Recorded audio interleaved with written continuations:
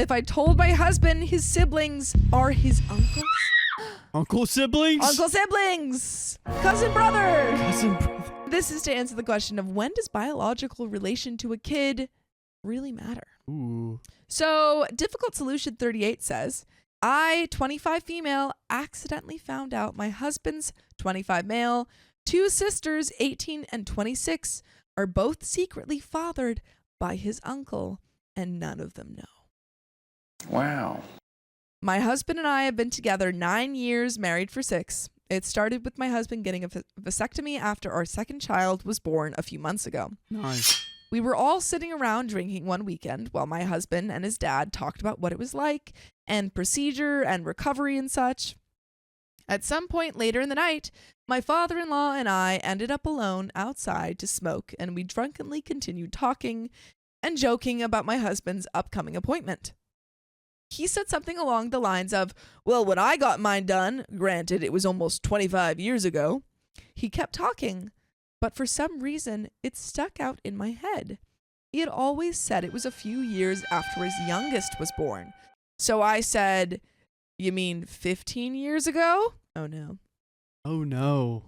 I don't know how to describe it, but I saw a flash of change in his face, like he said something he wasn't supposed to. Maybe just gut feeling, I don't know, but something about the situation I could tell wasn't right. He tried to fix it and change it back to 15, but he could tell I knew something was off. He told me we need to go inside, people are waiting, but I was hesitant, so he told me he would leave work early the next day so we could talk in private. Put an I see you in the chat. My heart dropped and I knew what that meant. All night I stayed up trying to convince myself that's not possible or true. Maybe I misread the situation since we didn't really say much. It was mostly in unspoken looks. His youngest daughter looks so much like him, almost as if they were niece and uncle. All 3 of the siblings look alike and look like their dad, so there's no way she's not his, right?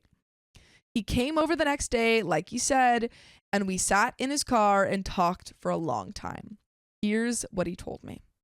Before they started dating, his wife was really good friends with his brother. They were all good friends and all stayed friends after father-in-law and mother-in-law started dating. Turns out she was secretly sleeping with both of them and ended up pregnant at 18 years old. She told my father-in-law that she believed his brother was the father of her baby, later confirmed with DNA. But he loved her, and because they were young and religious, they got married anyways. The family all knew and supported them, and she cut things off with his brother. Everyone knew that they were... Oh my God, this is messy. This is wild. This is messy. They decided to have a baby together a year later. My husband, who was biologically my father-in-law's, and he had a vasectomy immediately after. Life was great for 6 more years until his brother called him and told him things were really bad with him and he desperately needed help getting a job and back on his feet. Don't let him in. Don't let him in. Don't do it. Don't do it. It's a trap. It's a trap. Not having any animosity towards him. Really? You don't have any animosity towards him? None whatsoever? I smell cat. Wild. He agreed and got him a job working with him and let him move in with them while he got back on his feet. He started noticing his brother calling out of work a lot and taking long lunches or leaving early to the point his job told my father-in-law he's about to be fired. My father-in-law knew he was at home on lunch, so he drove home to confront him and tell him to get back to work before he loses his job. But when he walked in, he caught his wife and brother in the act. Not again. Bro, Not get again. off her. Dude. Not cool. Not cool, dude. He's like, I have no animosity towards you, but come on. He said he completely lost it. He was doing something to help him, and he repays him by not showing up to work because he's sleeping with his wife while the kids were in the other room. Ooh. No, not while the kids were in the other room. In the other room? That's so messed up.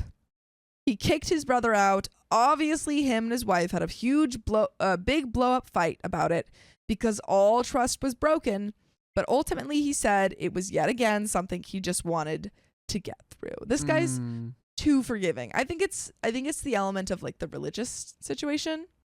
Yeah, the right to divorce over unfaithfulness. Oh yeah, but it seems as if that's why they got married, because of their religious situation. It seems like he doesn't want to divorce because of that, maybe. I don't know. I mean, so in some more religious communities, they're pretty anti-divorce. So yeah.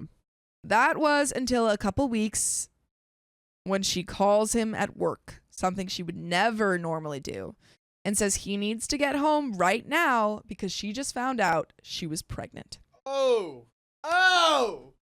So freaking complicated. Oh. This is wild because we already know what happened, but we're just getting details, and the details are so crazy. Oh. He raced home, and they confirmed it was true. She cried to him and told him she was in love with his brother. They need to break up. And she needs to, I don't know, get with the brother-in-law because this is not a good relationship. It makes no sense though, because this guy's like caring for him and the kids, but yeah, no, she sucks. The brother and the wife suck. And OP's father-in-law is just trying to freaking make it work. He said the only thing he could do was grab the kids and leave to not physically do anything to either of them. His brother ran to their dad's house, and she went to her sister's, where they stayed separate for a couple of months. She eventually told him she loves them both, but wants the life and family they have to stay and for them to work through it like they had last time. You can't just work through it when you've made the same mistake. Oh, okay. We built this house, but I just burnt it down. Twice. But let's go back and live in it. Let's rebuild it, and then she burnt it down again. But I want to live in it. Why isn't she using protection? She sleeps with this man, and she gets pregnant with him twice? Probably because it's hotter. Disgusting. Disgusting. I hate you, wife and brother. She sucks. He thought on it and decided he couldn't leave the kids he had raised for 6 to 7 years and the house he had bought. And he knew his brother would never step up for this baby, as he hadn't stepped up for the other 3 he had already had with his ex-wife. Ooh. Damn. They cut off everyone on that side of the family, still to this day don't talk, and decided to raise this baby as theirs. Wow. 2 years later, the brother had become an addict, an alcoholic, and then was arrested for CSA. Oh. After he was found, oh my God. Oh boy. Doing bad stuff with one of his daughter's friends. Wow. The wife has horrible taste. This guy is literally a criminal. Damn. There were multiple occasions and multiple charges. So sad. At that point, they decided together they would never let any of the kids know their biological dad was actually who they thought was their uncle, and they've kept that secret for 26 years, at least until me. Wow. Keep this man away from, put him in jail, please. Horrible, horrible person. Oh. I asked a bunch of questions, and he was very open with me on everything. He asked me if my husband has said anything that might suggest he knows, and I told him he hasn't. And he said he's had small slips before and just no one caught it. His brother has not tried reaching out the entire 18 years since then and has no interest in ever meeting them. I would never allow my children around this man. Never. Yeah. I don't care that he's their biological father. I would do whatever was in my power to keep him away from them forever. Yeah. Literally forever. Ugh. I tried some slight probing with my husband to see if he knows anything at all, such as asking about his uncle and why they don't talk anymore, and if he has any memories of him, and he doesn't. In his mind, he's never met his uncle because he is a felon. Ooh. He has no memory of him even living with them for a few months, even though he was 6 years old. Wow. I've held on to the secret for close to 6 months now, but it eats me alive all the time. It feels dirty to hold on to the secret from my husband, like a lie. But I'm torn because my husband has never really been through anything traumatic, so I don't know how he'll handle this information. His childhood, from his perspective, was the most normal, healthy childhood you could have, and he really looks up to his family. To him, they are the ideal. What if I ruin that view for him? It feels like it's not my secret to tell, and I don't want to ruin his perception of his life. It feels like if I told him, it would only be to get it off my chest. What good could come from him knowing? It wouldn't change anything for him, and he is his dad's biological child. It feels like telling him would be a selfish act, but at the same time, it feels horribly wrong to know something so big and keep it from him. And I'm supposed to keep that secret forever? I don't know how I could do that if 6 months of keeping it is this hard. Please help me or give me advice if you've been in a similar situation or on the other side of it. I feel very alone. Also to note, I'm very close with both sister-in-laws, and while it's hard with them too, it's just simply not my place to tell them. I know it's wrong for them to not truly know who they are, and I fully see the problems with it, but I know how both of them are mentally and know them finding out would do significantly more damage than help. So while I understand any comment to tell them or that they deserve to know, that's the only thing I'm set on not doing. This was a sad story. This was depressing. I think my thought is tell your husband the truth. What? You would tell? Absolutely. I think as a partner, there's very little that you should be keeping from your partner, especially something this big, especially when it has to do with them. If he found out later in life that, that his dad or his sisters weren't his biological sisters and they were just his cousins, and found out then that his wife knew, I think that is a betrayal of trust. But however, I do think that there is a way that she could tell him. I think that she could talk to the father-in-law and say, hey, I think you should tell him because this is a really big secret and I don't feel comfortable holding on to it. Oh, dude, no. I don't think I would. I don't think I would. One, I don't think it is fair to ask OP to keep that secret. Yeah. And I don't think it is fair on the husband's end to be to have his partner keep something like that big from him. It is a huge secret, but I don't think it should come from I don't think it should come from OP. Other. I don't think it should come from OP either. I would honestly hide it. I would hide it. I think she should pressure the father-in-law. I wouldn't hide it. Up to the grave. Okay, Riley and I are split. We have more tell the truth votes though. Seems like a great childhood. Oh, my dad isn't actually my dad. It's my uncle that's in jail and is a PDF file. Yeah. Come on, to the grave. I don't know. You're worried about whenever the truth comes out that you know about the truth. And your partner finds out that you knew and you didn't tell them for maybe, let's say you're taking for the grave. Maybe years have passed. They find out. Maybe they take a DNA test. Everyone's doing DNA tests these days. They take a DNA test, or the father-in-law slips up because he's drinking, which already happened. Somehow he finds out, he comes to his partner, and you're going to tell me that he comes to you and says, or your partner comes to you and says, I just found out that my dad's not my dad. And you're going to lie and say, oh yeah, I didn't know. So now you have to keep up 2 lies if they come to you? I'd keep up 1. But then you would have to tell them that you knew. Yeah. Would you be able to tell them that you knew? I'd be okay with that. I would be okay with that. I think if that, on my end, if my partner, okay, switching it. If your partner, your father, wasn't your father and you found out down the line, and then you found out that your partner knew the whole time and didn't tell you, how would you feel? I would understand. I would be like, I understand why you didn't want to tell me this. I forgive you. It should have come from my parents. I don't know. It's I think it's a tricky situation. Hiding it. Is it tricky? All right. Yeah. And I think it's fair. I think both situations are fair. I just don't think I could bear that burden. I would probably talk to the father. I'd probably go to my friend and tell my friend what happened. But I would be like, you come to me and you're like, oh my God, I just found out that my partner like her dad's not her dad. Yeah. And I'm No, like, damn it, no, honestly- I'm in on this. Honestly, I probably wouldn't even come to you. I'd probably go to my buddy Rex back home in Tennessee because he knows no one here. Oh, He- that's dude, true. He tells me stuff that happens, and I tell him Yeah. stuff that happens, and no one would know. Yeah. Well, that is the end of that story.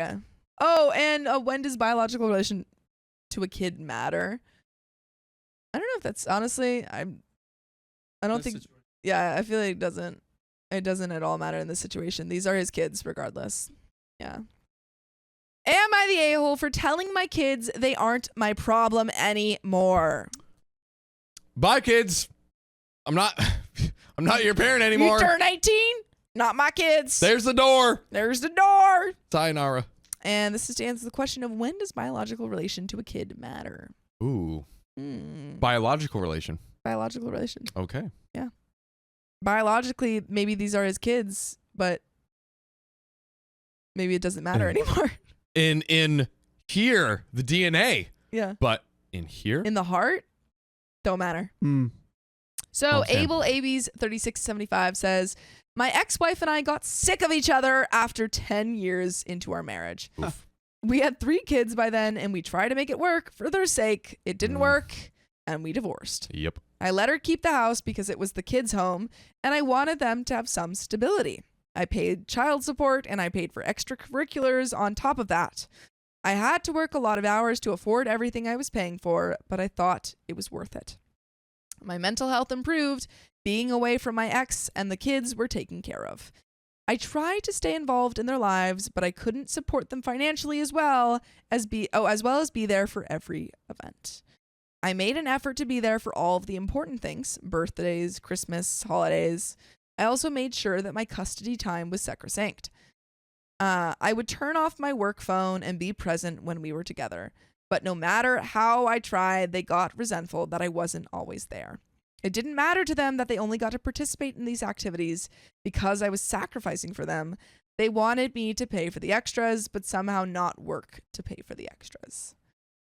Yeah. That's tricky because I understand what he's saying of, oh, well, I wanted to, pay for the things that to give them a good life, but also quality time is very important to your kids. We've seen this happen a few times where the person's like, oh, I wanted to work to give them best life ever. And it's like, honestly, the best thing you can do is go to a park. Yeah. It's free. Yeah. Like you don't necessarily need to buy their love. It doesn't seem like it's working. Yeah.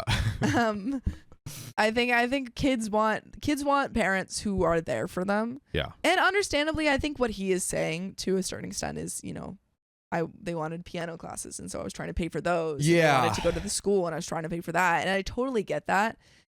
But I think I don't think you can give up on your kids' relationship, a relationship with your kids. Is that what Opie's saying? It sounds like he's like, I tried my feeling it, best, yeah. but they, Yeah, that's they were always upset they didn't see me. What the heck? because the thing is too, I think it's a very different expectation with an adult versus a kid. A child doesn't have the can't conceptualize the faculties. Yeah. So it's maybe the mom can be like, okay, you know what, he's working extra. I can logically wrap their head around that. But the kids I don't know if you can really blame them. No, that's what I'm saying. Yeah. I understand what he's saying. I think about you are wanting, saying that. Oh damn. Yeah. Well. No, I understand because I understand that he's saying I'm working to support them. Yeah. But they don't get that. They just want to see their dad. And maybe just listen to what they want. Maybe that's take some extra shifts off and just go to the park. Yeah, and he's like, oh, well, I was there for birthdays and Christmas. That is at least twice a year. Also, we learned the minimum child support payment in California is $150 a month or something. Yeah. Remember when we looked that up, Riley? It was a while ago, but it was we were all shocked at how low it was. Yeah. So granted it's 3 kids, but Riley's looking it up. Big producer protein. The average amount of child support is $430 a month. Okay, that's better than 150. Yeah. And for 3 kids, that's There's probably no helps set cover minimum. rent. But I digress. But yeah. When they got to be older teens, I tried reasoning with them, but their argument was that their mom worked and still managed to attend. Yeah.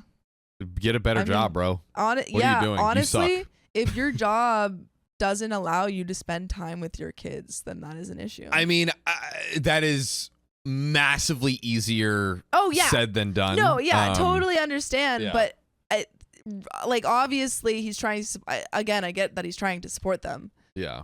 But your kids want to spend time with you. It seems like he hasn't really explored any options like that. He's just like, I just work extra. I just work a lot and pay for their stuff, and they're mad, and I don't have extra. No, that's the thing. He's like, he's only prizing the monetary value of what he's doing. Yeah. And they want time with him. And I think that's my point is, like, if this job is not working. Yeah. Just explore something else. Just start the process of like seeing what could be done. But it seems like he's not letting go of it. He's just like, kids just appreciate it. He's not just like appreciate trying to change anything. Yeah, indeed.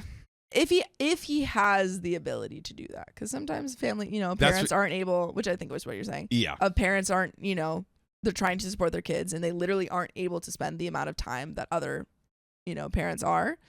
But in this case, it doesn't. I don't know if those. If that's how much of a possibility that is. Yeah, but he hasn't said that. Yeah, he hasn't said that. We grew apart and they cut me out of their lives. I hated it. I still made sure they all graduated from college without debt. Whoa. One of them got a scholarship, so I actually had a little extra money to give them. I rarely saw them after they left high school. I have not seen them in years now. My ex passed away and I sold the house. Whoa. It was mine as per our agreement. She could live there for free until she got remarried. She never did. The kids were expecting to get money from her estate, and they did. After everything was said and done, they each got about $31,000. Okay. Hey, I mean, the kids are up financially. No college debt. $31,000. That is each. That is like, usually it's like people graduate with at least like 31 grand in student debt. So they're getting like the inverse. Yeah. No, they're getting great stuff. What they didn't get was a share of the profit from the house. That will fund my retirement. I disliked my ex, but she was a good mom. I never wanted to get this money this way. I would have been fine letting her live there another 30 years. The kids came to my house to talk to me. They said they were all counting on that money. I asked why. What made them think their mom was going to die on vacation at 53? Wait, oh my God, that's so sad. That is really sad. Oh. They said that it wasn't fair that I got the house. I said I owned the house and that their mom didn't leave it to me. As part of our divorce, I owned the house and even paid the taxes and for maintenance. They said that they could really use some help. I said that none of them were really my problem anymore. I hadn't been invited to their homes and that I hadn't been asked to participate in their weddings. I attended as a guest. Oh. They all think I'm being an a-hole and stingy. I think they would not have bothered talking to me except for the money. Yeah. Well, okay. Now it seems like the kids are being a little stinky. I'm kind of getting some everyone's the a-hole. I'm getting some everyone's the a-hole, but I think he was the first a-hole. Yeah, I think he was the first. Yeah. And you know what? This might be a little bit above my pay grade or whatever, but well, this is our show, so we're gonna so it's our pay grade. We're gonna explore. Yeah. Imagine a world where instead of doing the extra shifts, again, if this was a possibility, he took that extra time and just like went to the park, maybe like get an ice cream. I don't know. Like there are a free museum. Read. I just feel like you have to be able to spend a little bit more time than birthdays and Christmas. There's absolutely at a bare minimum something. Probably a lot. Yeah. Probably a lot. Like movie nights at his house on Friday. Like, hey, come over. We'll just watch Netflix. Literally like, hey, you want to do a sleep? I just don't understand why it doesn't seem like he has any custody of the kids. It does seem that way. And maybe that was what was talked about in the divorce. And I think what ended up happening was that it like double backfired on him where he's like, oh, let me like try to buy my kids love. And now they're And now they're entitled. Yeah, and they're like, well, okay, buy our love. Whereas if he had initially just spent the time with him, maybe they would have just like been close with him and not had this sense of entitlement. Kind of crazy. I don't know. I just literally like it seems I don't know. I just don't think he spent I think he could have spent that time with them in the beginning. I agree. I think there's probably, again, we don't have all the context here, but I think there's probably way more time, at least like once a week, like bring him over. Gotta be once a week. Yeah. If he is able to afford to pay for all of their schools, like debt free, you don't have like yeah. Like I took on debt. Yeah. I took on debt, and my parents have like, you know, their jobs are better than, you know, some jobs, and it's like if you're not working in you're not working in a factory paying all three of your kids' college funds. Exactly. It's not like some. That. There are types of jobs where you literally cannot see your family because you're trying to support them, like you're living paycheck by paycheck. Yep. And in those cases, it's like, yeah, of course. Yeah. I totally understand. Like you want to be you're there for your kids, but you literally can't because you're trying to put food on the table. Mm-hmm. In this case, it doesn't seem like that. I think he's using it as an excuse and trying to, I think he just doesn't want the kids to be, he wants to like punch in the easy way, which for him is just to pay for things and then just like not be mad at him and include him. But it probably made them entitled. Yeah. And now it's backfiring. We just figured that out. We freaking figured that out so hard. You know what I said? I said, oh, this may be above my pay grade. It wasn't. No, it was exactly our pay grade. We did that. A pay grade the same as OP's job. Oh. High. That's what I mean. But there are some relevant comments. Let's talk about it. No Cause says, they said that it wasn't fair that I got the house. You didn't get the house. You've been having the house the entire time, not the a-hole. Okay. Bunny Sis says, definitely not the a-hole over the house. You were not only having the house, you were maintaining the house and keeping it at a loss so they didn't have to move. And they had a more comfortable life. You paid for their college education, which isn't a small feat in itself.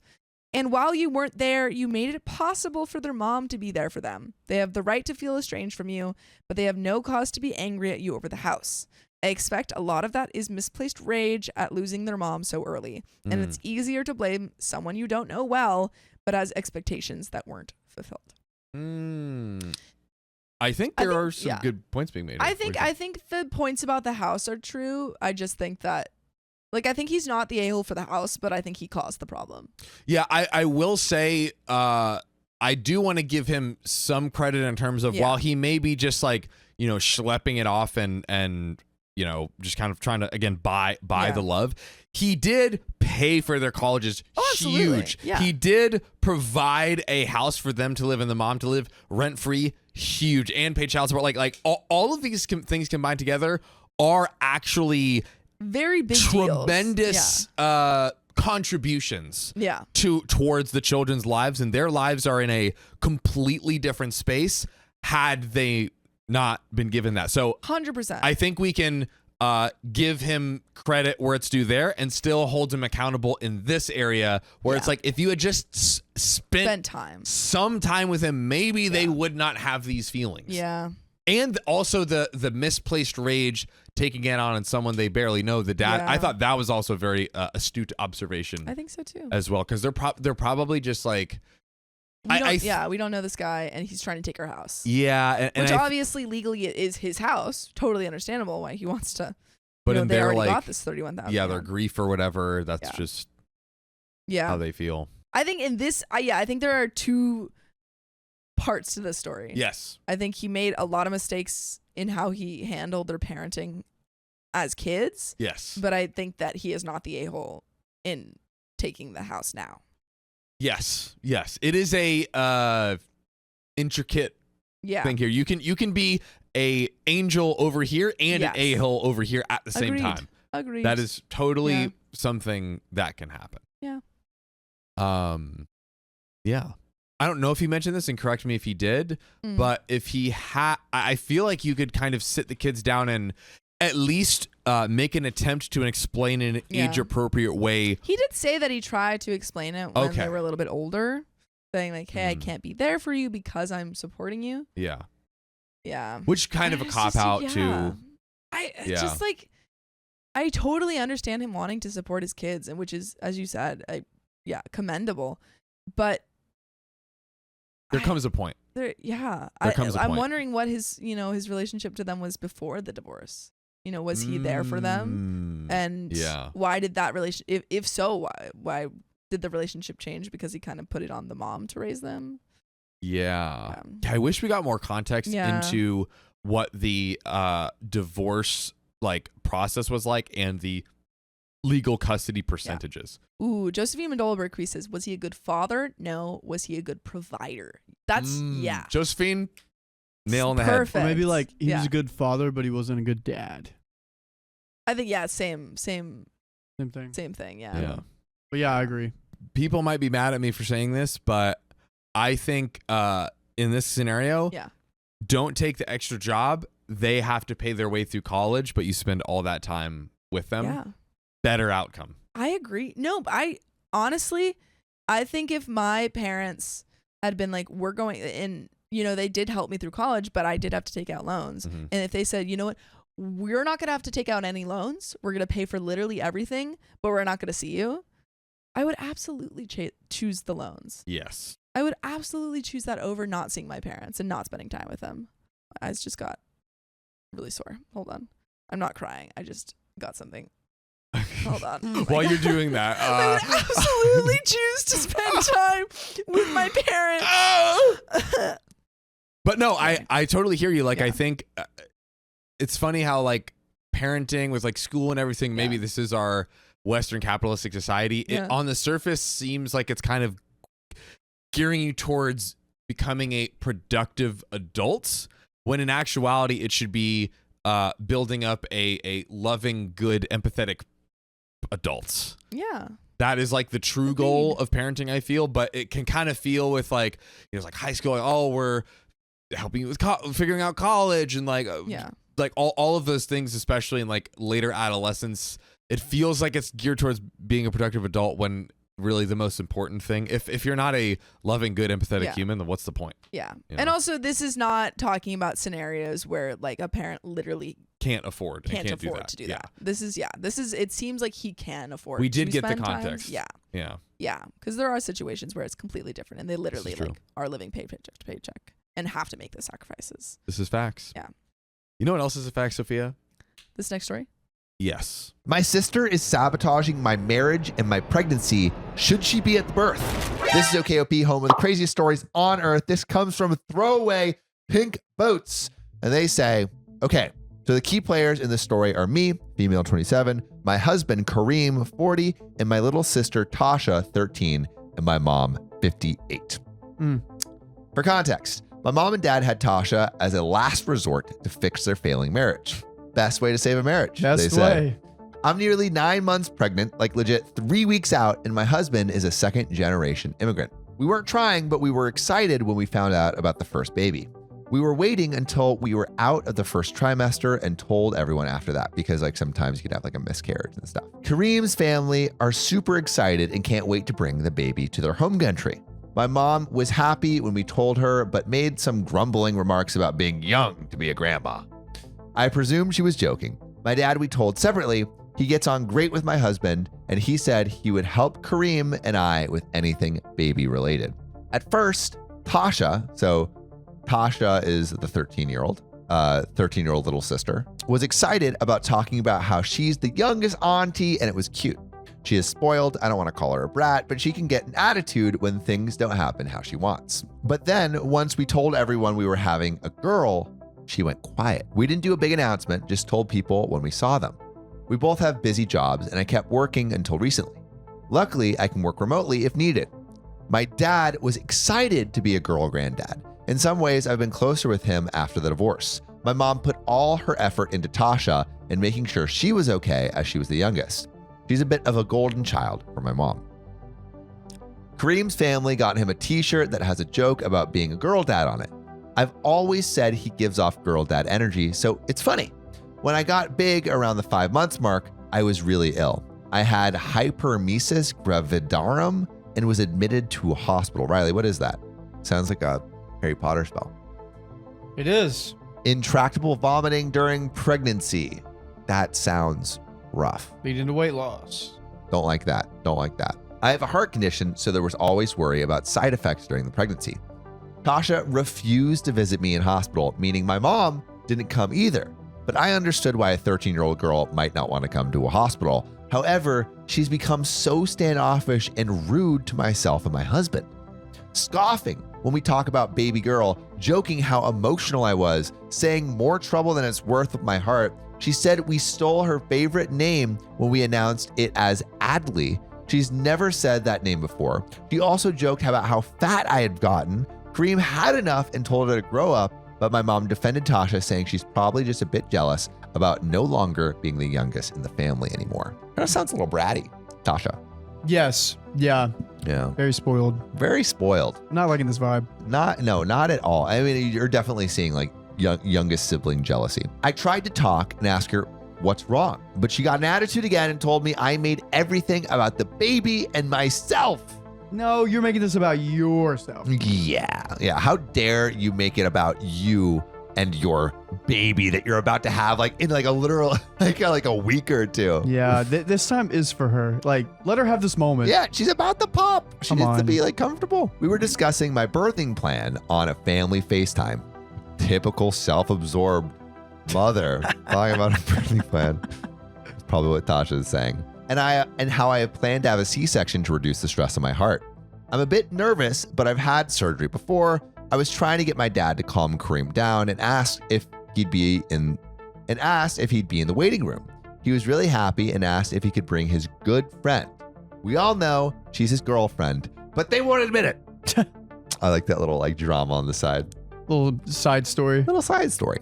I got a call from my mom and Tasha, who were really angry I hadn't invited them to the birth or told them I had planned a C-section. I told them Tasha had complained about me only speaking about the baby, and my mom told me not to be so flippant. Tasha was rolling her eyes when mom asked about the surgery. And I know she's 13, but something about it seems so calculated from her. I don't know, Riley. Do you think it's calculated or do you think she's been 13? I think she's being 13. I think she's being 13. I'm feeling 13. I mean, like, middle schoolers can be cruel for sure. Oh, yeah. But saying calculated to a 13-year-old seems like a bit much. Yeah, but also we don't see the full thing. And in these moments, you got to trust your gut. Yeah. Like, I mean, definitely you don't need to have her yeah. around you, especially if she's not a good vibe for the pregnancy. You know, like Yeah. that, like the birth should be about like you, your baby, and you know your husband, your like immediate family. Yeah. You don't need to be playing like familial politics at that point. You know. Yeah, but like low key, I have thoughts on this. I need a little bit more Okay. context. All right, a little let's bit keep more going. context. Let's keep going. My mom asked to be there, and I said she could be in the waiting room if she would be nice to dad. Tasha started talking about how long it would take, but I informed her she was only invited to visit after Adley had been born. So basically, Tasha is kind of banned from the birth. Now, her and mom are blowing up, saying I'm cruel for letting a random friend of dad's visit, but not letting my little sister be there for her niece's birth. I'm sad as I hope the pregnancy would bring my mom and I closer, but alas. And edit, I just remembered something else that happened. Tasha walked into our garden one afternoon without any notice to tell us and saw us making out on the swing chair. Nothing scandalous, but my hormones have been all over the place. She made a comment, no wonder you're pregnant. It's all that you do. She's also been perfectly nice to Kareem throughout the pregnancy. It's just me she has an attitude with. And there is a thick, juicy edit from the next day. But what do we think so far? I don't think there's a problem. Like, no one should be there while you're giving birth. It should just be like you and the father, I feel like. How many people were there at your birth, Sam? I don't know. I'm pretty sure I was at my sister's. But I don't know if I was in the actual room. Yeah, like being around. Cool. But it sounds like they're just in the waiting room outside. Oh. They're not like in the delivery room. Yeah. I feel like OP, you need to like set the mood whenever Tasha comes because you're going to have a newborn and I feel like you have more power of setting the mood and getting rid of like the teenage angstiness. You know? While she's in the waiting room? Not while she's in the waiting room, but whenever she comes to visit. Because if she's in the waiting room, that doesn't affect you whatsoever. But whenever she comes to visit your baby, that's when it becomes. Yeah, but do you want like an angsty but teenager? Like the thing is like in the waiting room, she can cause a ruckus. She could be like, no, I want to see the baby now, or this is taking so much time. And then she could pull your mother away, you know?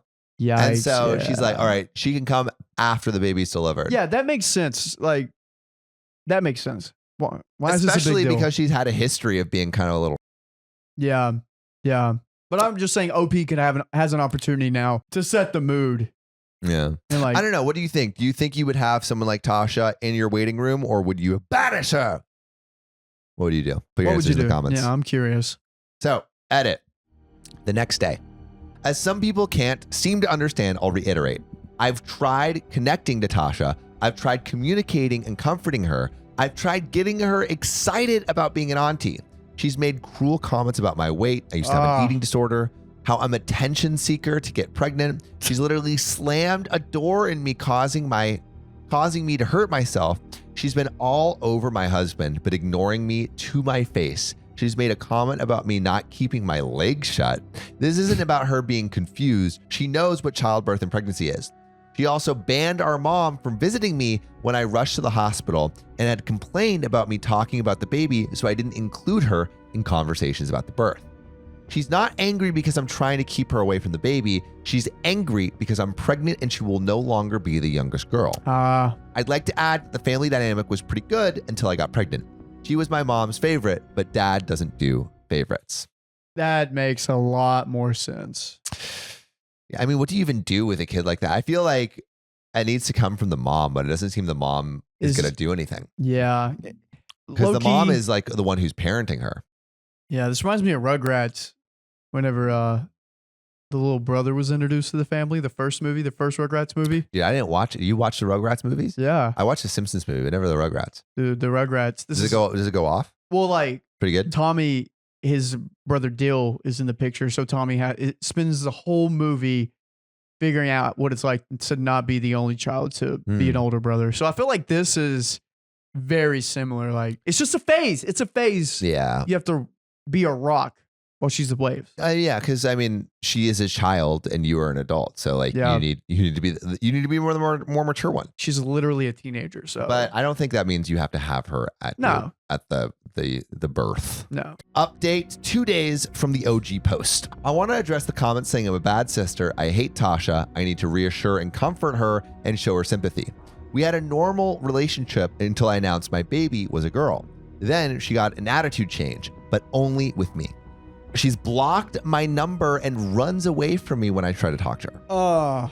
She complains, saying all I do is talk about the baby, so I thought I wouldn't go into detail about the birth if she wasn't interested, and tried to encourage us to spend time together before the birth. I got nothing in return. She physically pushed me and banned my mom from visiting me in the hospital when I was sick. I said dad's friend could visit, not stay, as she has given us some stuff for the baby.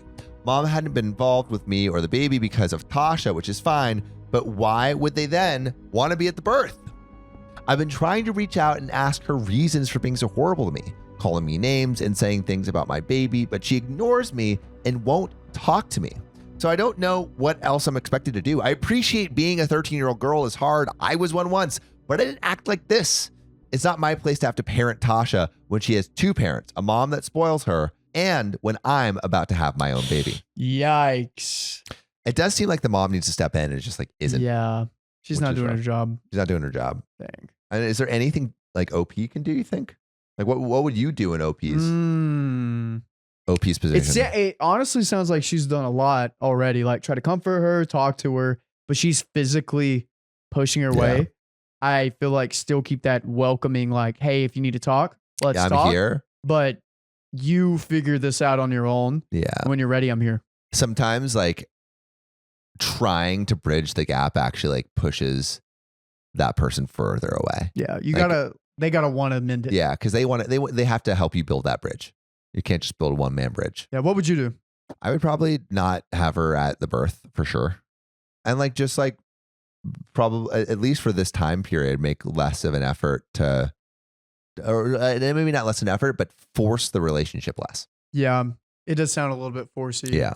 My pregnancy has been hard and risky, and there is still a chance my daughter could be born with a heart defect. This and all the stress that has been caused by my mom and Tasha has meant I've not been able to enjoy my pregnancy. Is pregnancy enjoyable? Let us know in the comments. I'm gonna be for real. My cousin had an enjoyable pregnancy. Okay, story time. Okay, story time. Let's get to it at the end. I'd hoped it would make our mom want to be involved with me, but unfortunately, Tasha has done everything she can to ensure my mom has not been involved or helpful. Whilst my husband is patient and polite, he doesn't like the way they are treating me, and he certainly doesn't like the pressure it has put on me. Tasha and mom turned up unannounced to our house today, wanting another explanation as to why they couldn't be at the hospital. I again said, as long as mom was civil to dad, she could be in the waiting room, but Tasha would have to visit after I've rested and made sure the baby girl is okay. I have a conspiracy theory. What's that? What do you got? What do you got? What do you got? I think there's going to be some infighting between the mom and the dad. OP's mom and dad. Yeah. I feel like we're being set up for them to start fighting in the waiting room. I think it's going to happen, dude. Yeah, it's going to go like, all out brawl. The dad's bringing his new side piece with him. Oh, yeah.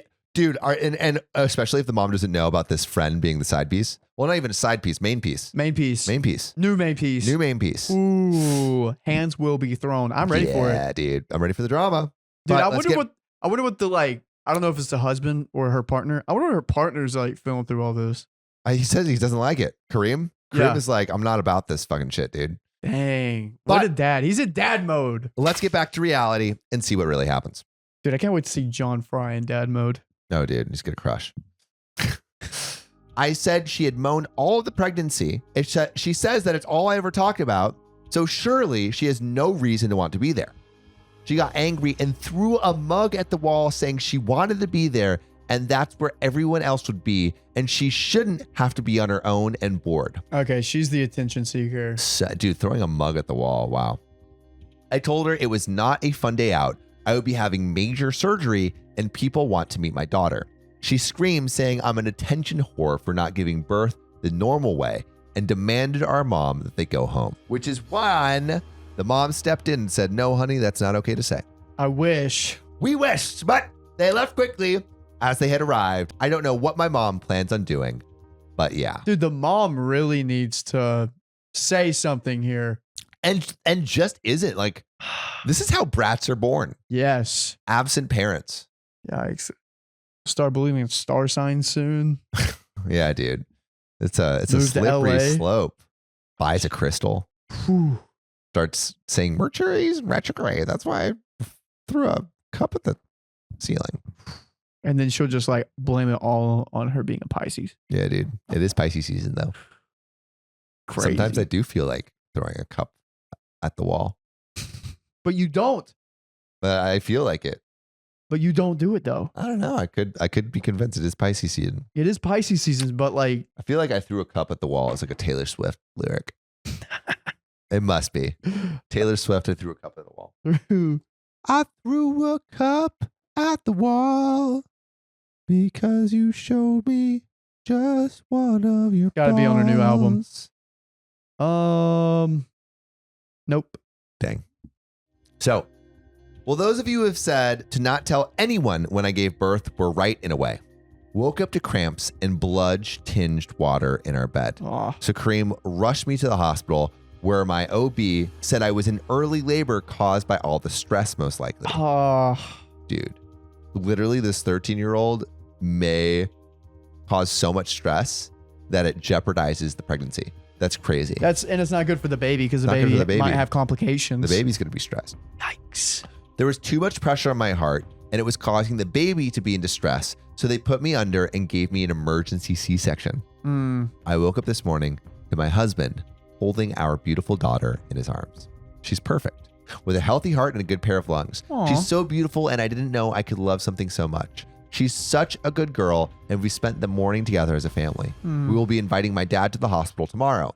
Thank you for your help and wishes and sorry I couldn't respond to many, but it's been very chaotic. Aw.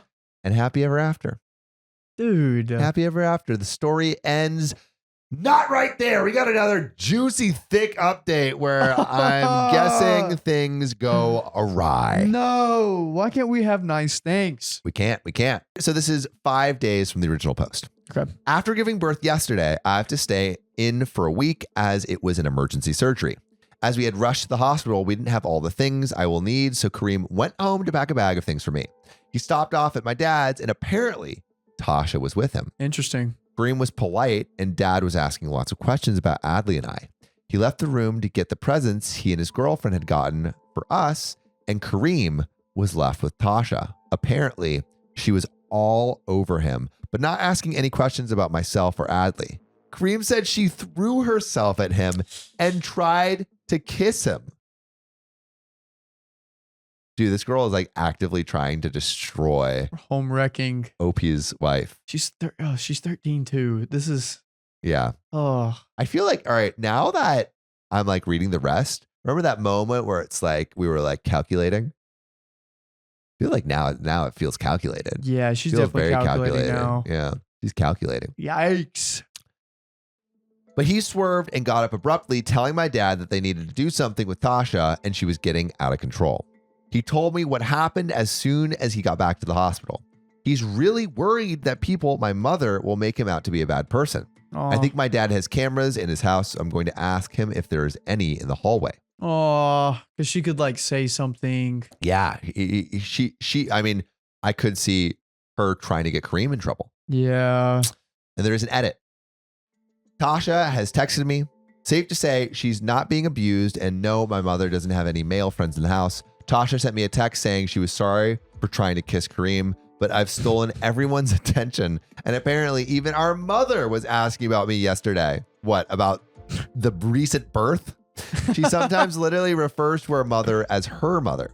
She then said I had to make it all about me by having Adley early, and she wanted someone to pay attention to her and felt like Kareem hadn't spent enough time with her recently. He's been kind to Tasha in the past. We've had her at the house and had taken her on trips, but he's obviously been busy making sure me and the baby have been okay during the pregnancy.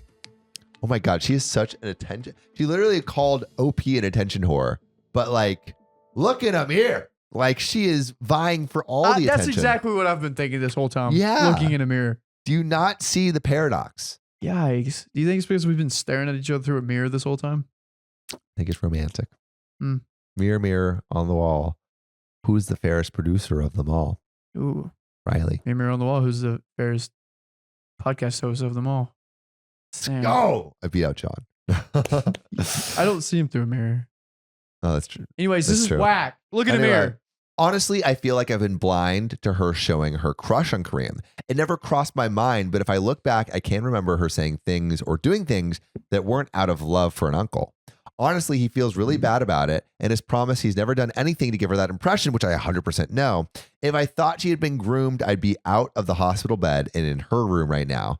We've tried putting her in therapy, but she refuses, saying she isn't weak and doesn't need it like me. Damn, dude, every chance she gets, she's fucking just doing a haymakers at OP. Yikes. Dude, this is All right, Riley. Super fucked up, obviously. Like Tasha's like a Yeah. mean girl. this is horrible. But she knows how to throw some haymakers. Yeah. Like she's pulling every trick in the book. She's watching reality TV Yeah. shows in her free time. She's watching Mean Girls and being the meanest of the girls. Yeah. That's crazy. How could a 13-year-old do that? Was Sophia Dude. like this at 13? No. But she did blame everything on me. She would stub her toe and say, Sam! Gosh, dude. Yeah. I can only imagine. Yeah. So, update. This is 6 months later. Do it in a you know how to do it. Hi, y'all. Thank you. How you doing? Brad. So 3 months after my last update, I'd recovered from surgery, and Kareem, Adley, and I have been able to go on a trip to the countryside to de-stress. Aw. The countryside. Adley's in the Oh. They're all together. Happy family. Dude. Super cute. Let's go. When I get a random DM on Instagram, and when I looked, she was following Tasha. Let's call her Lily. Well, Lily tells me that she needed to ask me something because Tasha has been telling their friend group something worrying. I bet you don't know what I'm going to say. Oh God. What is she gonna say, dude? What is she gonna say? She's about to die. She's gonna Tasha had been going around school saying that her and my husband were having an affair. I couldn't even respond. I was so effing livid. Never mind how weird it is for her. It's so dangerous to be saying that even among her friends. It puts my husband at such risk to be accused of awful things. So that was it. I'd had enough. I floored it to my mother's house and slammed in to find Tasha. She sat there like nothing was happening and just smirked, making my blood boil. Oh my I'll admit, gosh. I lost it a bit and screamed at her that she was unhinged and needed to be locked up, that it wasn't normal for a 14-year-old to want her sister's husband in life. Our mom came in asking what the hell was wrong with me. I grabbed both Tasha and my mother by their shirts and said she had 1 week to sort her shit out or we were going to the police for defamation. Oh, Scorched earth. that's Mama Bear right Scorched there. earth. I just wanted to go home and snuggle my baby, but I stopped at my dad's and filled him in and told him what I told Mom and Tasha. He was completely floored. Lily was good. She said she didn't think what Tasha had been saying was real and thought I needed to know. And she said she told the others that Tasha was lying. I got some messages from my mom that night about me projecting my feelings about not being a good enough mother or wife onto Tasha. Yo. I don't breastfeed and at that time was still on maternity leave because of the C-section, but I intended to not be off work too long. Would be sending her to daycare. And she made comments on my weight, how I was scared of struggling with my eating disorder again postpartum. The mom is terrible. During this time, you need to be very sensitive to a mother that has just had a child. Why?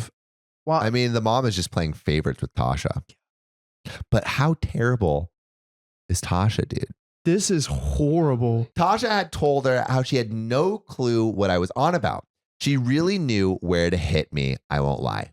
Cream told me, put my phone off and rest, so I did. When I woke up, Adley was in the bath and Kareem had ordered food in. We consulted with our lawyer and made a statement to the police about all of the abuse and lies we suffered from Tasha and my mom. We were told that they were both warned to stop, otherwise we would try to press charges. I've tried to avoid them since, although I've heard them berating me and my parenting through others. We went to Turkey to see Kareem's family for Christmas, and it was lovely. Aw. An irrelevant comment, at least your sister's friend are starting to see the truth. Thank you. Yes, I think her friends are freaked out by her spiraling behavior. We have a text from beforehand stating she tried to kiss Kareem because she was jealous, so our lawyer said that is useful. Yikes. But that is an end wow to this story. She was very calculated. We had super more calculating. context. What a terrible sister. That is so bad. Is this psychopathic behavior? I think it could be. Is this in that category? I think it could be. You know, like it's at first it was giving anxious, it's very jealous. I mean, teenager. definitely jealous, but like to hate at this level seems kind of, I don't know, bonkers. Like what else is going on in her life? Or is it really just a kid? Yeah, because it seemed like everything was normal beforehand. I wonder for anyone in the comments, like, have you ever experienced something like this? Yeah. Where either a kid, a significant other, someone close to you has gotten jealous because of a new baby. Yeah, I would love to hear. Like it seems like she's on a mission. Yeah, to destroy OP's life. Yeah. Yikes. But you know what I want to destroy? What? This next story. I have an okay story time. Oh, okay. Well, maybe before that, we can do an okay story time with Riley. Riley, what's your okay story time? So earlier you asked if anyone has had a easy pregnancy or easy birthing. My cousin did, apparently. How? So what do you like, mean? I don't really understand. Everyone that has explained pregnancy to me sounds like it's tough. Sounds dude. horrible, but like whenever she was talking about it, she was weird like cravings. It and was like your feet hurt. Yeah, but she was like the birthing was just a breeze. She said she got the shot in the back, like the baby was easy to come out. She's 24. This is her first kid, and like she has a picture of this. She was gonna. She said that way. Well, the birth was easy, but was the pregnancy easy too? Well, listen about the birth. She like birthed the child herself. Like she got the baby out of her. Like she like yanked it. Like she got it out herself and like took pictures of it and showed it to my mom. She's like holding it like a fish. Hey, look at this one. I don't know. Big old cat. I was so scared to like even ask or even comprehend what that would look like. Wow. But it seemed like her pregnancy was pretty simple too. She was like, the baby was like 6 pounds Easy. or something. Oh yeah, 6 pounds. Like you were an 8-pound baby, right? Yeah. Do you know what my brothers were? 10. They were like 9 pounds, 12 ounces, 9 pounds, 10 ounces, 3 in a row. 9 pounds, 12 ounces, 9 pounds, 10 ounces, 9 pounds, 11 ounces. Your mom's and a I was saint. the smallest. I was 8 pounds, 6. Your mom is a saint. It's crazy. On the note of easy pregnancy, so there's easy pregnancies, right? Okay. Like where it just pops out easy. But apparently, and let me know if this is true in the comments, there are some pregnancies where the mother will orgasm during childbirth. Yeah, I've heard that. Did your mom orgasm during childbirth? God, there have been so many like TV skits in my head about this. I heard that's the thing people do now. Where That's it's like crazy. they like masturbate through the pregnancy. That is so. Has anyone ever done that? Let us know in the comments. I don't even want to comment on that. Yeah. Wow, but you know what I do want to comment on? Let's hit this next story. My daughters are having a feud, and I refuse to cut off one for the other. Gotta take a side. I, 56 female, and my husband, Kurt, 59 male, have 2 daughters, Ruth, 32, and June, 30. 8 years My birth ago, month. Ruth split up with her college boyfriend, Adam, 32. They'd been together since she was 20/21, and it was as serious as a college relationship could be. By the way, this comes from you deleted on the ROK Storytime subreddit. So about 5 years ago, June announced that she reconnected with Adam at some alumni get-together. They'd all gone to the same university, and that they were now dating. College sweethearts. Okay. Wow. Of course, Kurt and I were shocked she would do this despite her sister's history with him. Oh. Ooh. Oh. Okay. Of course, Kurt and I were shocked she would do this despite her sister's history with him. But she insisted that they were in love, and she can't help that. And that Ruth and Adam hadn't been together in years, so she hadn't done anything wrong. Ruth, understandably, was enraged over it. She said she was done with June and would never see her again. Whoa. They let Adam break up their family? This broke me. They were so close growing up, and I prayed every day they'd reconcile, but I accepted they're adults who can make their own choices, and we have no say. Kurt and I were also very disappointed with June and told her off many times, but after she proved that there was never any cheating involved while Ruth and Adam were together, things between us settled down. Out of respect for Ruth's feelings, we never brought the girls together again. Way to go, Adam. Way to ruin things. Ruth and June visit us separately and still aren't on speaking terms 5 years. after 5 years. That's crazy. But we maintained our relationships. Now June and Adam are married. Okay. Whoa. Whoa. Ruth has also moved on with a lovely boy. Coincidentally, both girls are expecting their first child. Whoa. Ruth's due date is a little earlier. I can't put into words how excited we are to be grandparents and adore both these children. I've been supportive and as involved with both our daughters' pregnancies as they want. However, last week, Ruth drops a bomb on us. An Adam Adam bomb? Oh, It's an Adam bomb. that was great. I Oh, love that. let's Okay. go. She said that if we ever see June again or her baby, she won't allow us in her child's life. It's kept me up every night. The thought of either of my grandchildren being deprived of loving grandparents is agonizing. I know Ruth was deeply hurt by June's actions, but I don't know if we should be punished just for not cutting our kid off. How can any parent even consider disowning a child? We begged her to reconsider and said our love for them both isn't conditional, and we can't just stop loving one, but she's adamant. I don't want to accept Ruth's terms, as it seems like no matter what we decide, we're going to lose a daughter and grandchild, so I'd rather it not happen because we outright chose it. But I also don't want Ruth to believe we just dropped her in favor of June, because again, the thought crushes me. Would I be the a-hole if I don't comply with Ruth's ultimatum? Thank you to everyone for commiserating with this situation. I wish I could say it's helped feel better. Right now, it feels like nothing ever will. One of my babies hates the other, broke me, but I accepted it. Now I'm faced with losing one of them no matter what. Entirely too many comments to respond to individually, so I just want to answer some of them most common questions here. Why did Ruth and Adam split up? Okay, we need some of this context. Yeah. Ruth left Adam because it just wasn't working. He was immature and said and did things that irritated her, mostly lots of minor things adding up. She said there was never any abuse nor cheating, but it was the right decision for herself. He was a nice enough boy, but he definitely had some growing up to do at the time. Makes sense. He was an adolescent. College He was a student, college yeah. student. But he definitely had some growing up to do at this time. I did feel very badly for Ruth because she had invested a good few years into the relationship for someone so young, but agreed it was the right decision. Did we ever support Ruth? Ruth stayed with us for a few months when it first happened, not just because of this. There were other reasons, and we were there for her and comforted her the whole time. But she was so angry, we had asked June to not visit until she left. We still talked to her and met a couple of times in public places. We made it known that this hurt her sister, and we were disappointed she didn't think of this. June understood and agreed with us supporting Ruth. She expressed sadness over losing her sister, but we clearly told her it was Ruth's decision to cut her off. Whether one thinks June did did nothing wrong or not, it's untrue to say there was never any consequences for this. She's sad to this day that she's lost her sister and knows she has to accept and live with it. Did June ever apologize to Ruth? Both girls have confirmed that June reached out a few times over the years to apologize. No one put her up to it. Ruth didn't forgive her, and she's well within her rights not to. But understand, no one can or should make her accept the apology. Why don't we just cut off Adam? This is not. The cutting off is like, it's not the solution to any of the It's also issues. not the mom's responsibility. It has No. nothing to do with the mom. He's June's husband and the father of our second grandchild. They're a package deal now. Once we cut him off, we risk losing June and our grandchild anyway, which is the same as what I'm trying to prevent with Ruth. Some comments say that I'm letting June stay in our lives after this. I already chose her and asked why I didn't cut her off from the start. This is ridiculous. What is Reddit's this? wild. The thing is, I think they're going with Ruth's ultimatum, like Reddit. They're like, oh, you have to choose one. Why are you choosing the one who like betrayed her sister? It's like, no, OP's whole thing is that she doesn't want to choose between her children.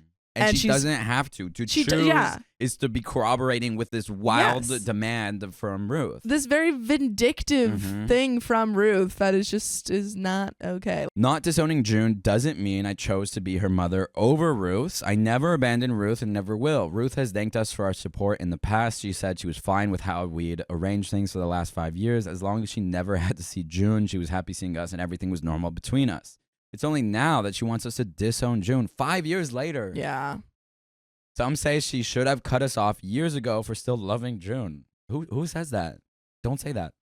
Bad. She said many times her goal isn't to cut us off. She loves us and wants us to be involved with her child, but that she can't stand June or her baby getting the same love and care from us because she thinks she doesn't deserve it. I want to add that if Adam had ever abused or cheated on Ruth, we certainly would have gone no contact or at least low contact with them. But that's not what happened, and both girls used to repeatedly tell us that what happened between them had nothing to do with us. I don't regret it because as heartbreaking as this is, willingly cutting off either of them outside of the circumstances I mentioned is unfathomable to me or their father. Thank you again to everyone for their good wishes and for suggesting family therapy. Yeah. I think that's a good We option. need that. I will try and bring it up with Ruth and my husband. We suggested it when things initially happened, but dropped it when she said no. Update. Oh, I need that update. I need There's this family to an find update. the therapist in South America. Yeah, seriously. Like right Find now. this therapist. Hello again. Thank you for all the support and advice on my first post. A lot's happened, so I think I should provide an update. I'm sensing a happy ending. I think Ruth is going to realize that she's being crazy and she's going to come around. A lot's happened, so I think I should provide an update. We followed the advice and told Ruth that if she decided Okay. to go no contact, we would comply, but we could never willingly cut off either of them. We again begged her to reconsider and reiterated that we were willing to go to family therapy, that we would do all we could to keep her and June apart, anything to make it work. She said she still wasn't happy June and her baby would stay in our lives, but she would think about it. Kurt and I also looked into opening an account for Ruth's child, but didn't go through with it yet in hopes that things could turn around. Days went by. We didn't hear back from Ruth. It was agony. Then we got a call from June. She had gotten wind of what was happening through mutual family. She drove to Ruth's herself. Whoa. No one put her up to this. She was prepared for Ruth to kick her out anyway. Once she was there, she apologized again and begged her not to do this. She said she could accept Ruth wanting nothing to do with her, but not to punish us because of it, especially since they both knew that cutting us off would cost her child loving grandparents. Shockingly, Ruth didn't kick her out. Whoa. Come back. Come back. Okay. She let her in, and they both had a long, tearful argument/fight. They even hugged a few times. Woo! Ah! It's a freaking new year. Ah! It's a new year. New toxicity levels going down or something like that. I don't know. The radiation after the atom bomb is slowly what's the thing? It's like reclining. it's like the half-life. The half-life. The half-life is being halved. It's been halved. It's going down. Yeah. I'm foggy on details, but I suspect pregnancy hormones played a huge role here. I didn't consider that. That makes sense. That is a good point. I don't think anyone brought that up in the chat. I can't tell you how panicked I was hearing the story because it could have been so risky for them both. They haven't exactly made up, and Ruth didn't forgive June, but she admitted to her that her husband, Owen, Whoa. has actually been trying to convince her to go to couples counseling and individual therapy as well. So she's not just contextually crazy, she's globally crazy. It's globally crazy. I take back calling her crazy. Apparently, since Ruth's pregnancy, some troubling qualities that he was able to deal with previously were exacerbated. She was being controlling and paranoid, and he was pleading with her to get help so they could be in a good place once the baby was born. June's visit was the final straw, and Ruth broke down and agreed. And we want you to agree to joining us live on YouTube, every Facebook, blah, blah, blah, every weekday at 3 p.m. PST. Just tap our profile. We're probably live right now, so tap it. Go check. Let's discuss. Do you have anything to add? I say we just go into it. I think that this is another wonderful turnaround for the books. Another turnaround, another comeback. Yeah. 2025 is looking great. Looking good. Kat. It's looking good. That's 2 happy stories. Too Never say happy. that you never get Whoa, anything. Whoa. You can't see me, but I'm knocking on wood. Knocking on wood. It's not completed yet. All right. Ruth called us later. She corroborated June's story and accepted our therapy offer. Woo! Let's go. She still has one condition. Oh, no. Oh, no, not the conditions. The conditions. She wants Owen there if June has to attend any sessions, and she doesn't want Adam present at all. That's Yeah, fair. Okay, fair. That's fair. Fair. We all agreed. The first session is in a few days. I could barely keep it together that I'll see both my babies in the same room for the first time in forever. Yeah, it's been 5 years. Yeah, that's really sweet. It's been so stressful, but I can finally see some light. I haven't lost my daughters. Kurt and I are going to put everything into keeping our families together. I'm not going to be naive and assume everything will be fine, but I'm hopeful. I want to thank everyone again for all the comfort and help. To those who sent kind DMs sharing their similar situations, I truly appreciate your solidarity. Okay, so we don't have the ending, but I'm going to count this as a happy. I'm counting as happy. Am I the a-hole for refusing to go to my sister's wedding, knowing that it means most of our family won't attend? What do you think, Riley? She's a trendsetter. Trendsetter. Do the family listens? So this comes from Old Direction 2968. I, 40 female, am significantly older than my sister, 25 female. 15 years? Mm-hmm. Wow. Quick math. As such, after she was born, I was repeatedly looked over and parentified by my parents in favor of her, similar to the last story. Examples of this include giving my old clothes and toys to her without my permission, rather than preserving them as a keepsake of my childhood. In short, my inner child has had to do a lot of healing over the years. I am low contact with my parents and sister, but apparently she is engaged and wants me to be part of the wedding party. Okay, I really do not see a problem with Giving your old clothes. old clothes, maybe toys, like if toys. you had like certain don't know. Barbies and stuff like that you wanted Dude, my to keep. parents gave away my car that I bought to my sister for free. Yeah, but like I don't see a problem with the clothes. Maybe the toys. Also, I had to buy my car for my parents. My parents just gave my sister her car. Isn't it funny how that goes? Isn't it funny how that goes? And they didn't even give me a deal. They just gave it to her. Dude. Yeah, I had that growing up. Like I would buy like a DS and then my brother like 2 weeks later would get it for free. And I'm like, what? Wait, Tate? And Tate's not even that much younger than you. No, Like, dude. what's like a year? I hate to say this. He was so spoiled. Okay, story time. Okay, So story time. spoiled. Okay, story time. We'll get to growing it. up. We'll get to it. Okay. Now, I'm not comfortable around children of any age. It is part of my trauma. Being around them for me comes with a sense of responsibility that reminds me of the neglect I suffered at the hands of my family. Oh, My sister knows this. So I assumed with her asking me to be in the wedding that the wedding would be child free. Wait, she's that adamant that she doesn't want to be next to children? that's. I don't know. She's pretty traumatized, I guess. I haven't heard enough to validate the trauma yet. you know? Yeah. So I I need don't more know. context. Maybe it still could be that like there was a lot of trauma, but right now it just sounds like her sister got hand-me-downs and she was upset about it. That's what it sounds like. Does it not sound like that?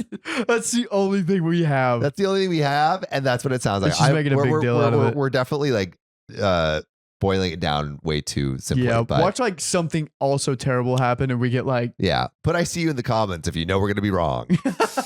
During a discussion, she mentioned her fiance's best friend's daughter would be serving as a flower girl and our cousin's son would be the ring bearer. I reminded her that I would not be comfortable around children and expressed my disappointment that she would invite me to be in a wedding that is not child free. Dude, I'm against weddings that are child free. Kind of weird. It is weird. I don't know. Like- I've never been to one of those. But if you have kids that like need to be on, what do you call those things? Like a leash. a leash? then Maybe don't have them. yeah. But well-behaved kids, I think that's fine. Yeah, it's about family. She looked sad for a second and told me that there were many young children and families that are close to her and her fiance, and the day would feel incomplete without them. Aw. And if I really wasn't comfortable around children to that extent, she would understand if I am unable to attend. I was shocked that she would uninvite me in the favor of random kids. And it reminded me of being thrown aside in favor of her when we were young. So I left to collect myself. Whoa. Pause. Whoa. Bro, that is not what's happening here. Like, You're asking, OP is asking her to change her wedding? yeah, but like, Dude, I think OP's the a-hole. OP's the a-hole. And like, she was like that she would uninvite me. She didn't uninvite you. She just said she understands if you can't make it. Yeah. She's not going to uninvite all of these kids of her friends and So family. her sister that doesn't really even like her will attend. Yeah, exactly. That's a great point. OP went no contact to low contact with this sister. Bro, Sister OP is a drama queen. I attempted to ask my parents to talk some sense into her, but surprise, they took her side. At this point, I was deeply hurt and needed an outlet. So I did something that wow. So this is not even what makes her the a-hole. Oh God. So I did something that might make me the a-hole.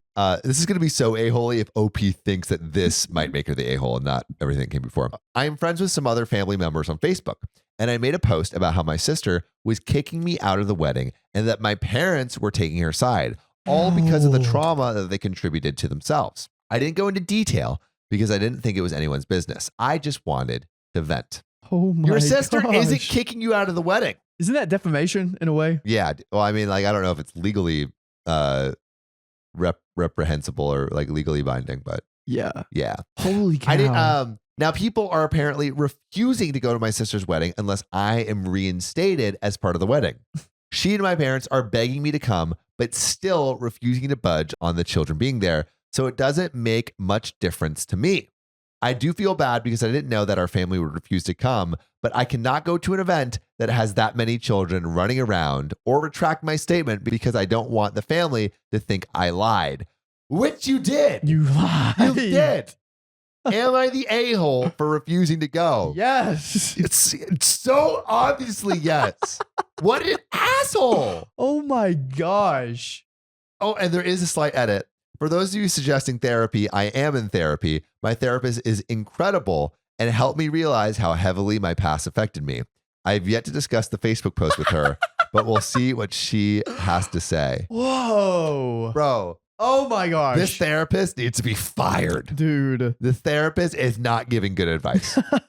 Yeah. I've Wow. noticed something with therapists that some people go to therapists just to soothe their ear, and that's not a great thing. Yeah. That's not a great thing. I have a question for you. Yeah. How does the sister tell everyone that she lied? Like, what do you do to clap back and be like, hey, these are lies? I have an idea. I've said it before, but I have an idea. Do we have receipts or something? All of this was over word of mouth. Yeah. Like- I feel like what has to happen is like have receipts of some sort. Hopefully Yeah. there's like a text conversation and then individually reinvite all of these people. It's like, hey, or just give the it's like, hey, my sister will only come if the wedding's child free. I don't want to make it child free. Yeah. My go-to, make a TikTok while you're doing makeup. And this is a juicy story. We're reading it, and then you're saying it, and you'll feel the peer pressure of the family. The family's like maybe like 30, 40 people Yeah. max, and you have hundreds of thousands of people on your side, maybe even millions if your makeup's that on point. Think of That's that. true. And think of how you could just send that to your family members. You Send can them- send this to your family Send them members. to the Send them podcast. this. Send them this podcast. Oh my gosh. Honestly, send them this Reddit post if you find it. Yeah. No, But send damn. them this podcast. Yeah, send this podcast. Yeah, they don't need that. Yeah, We're on the sister side.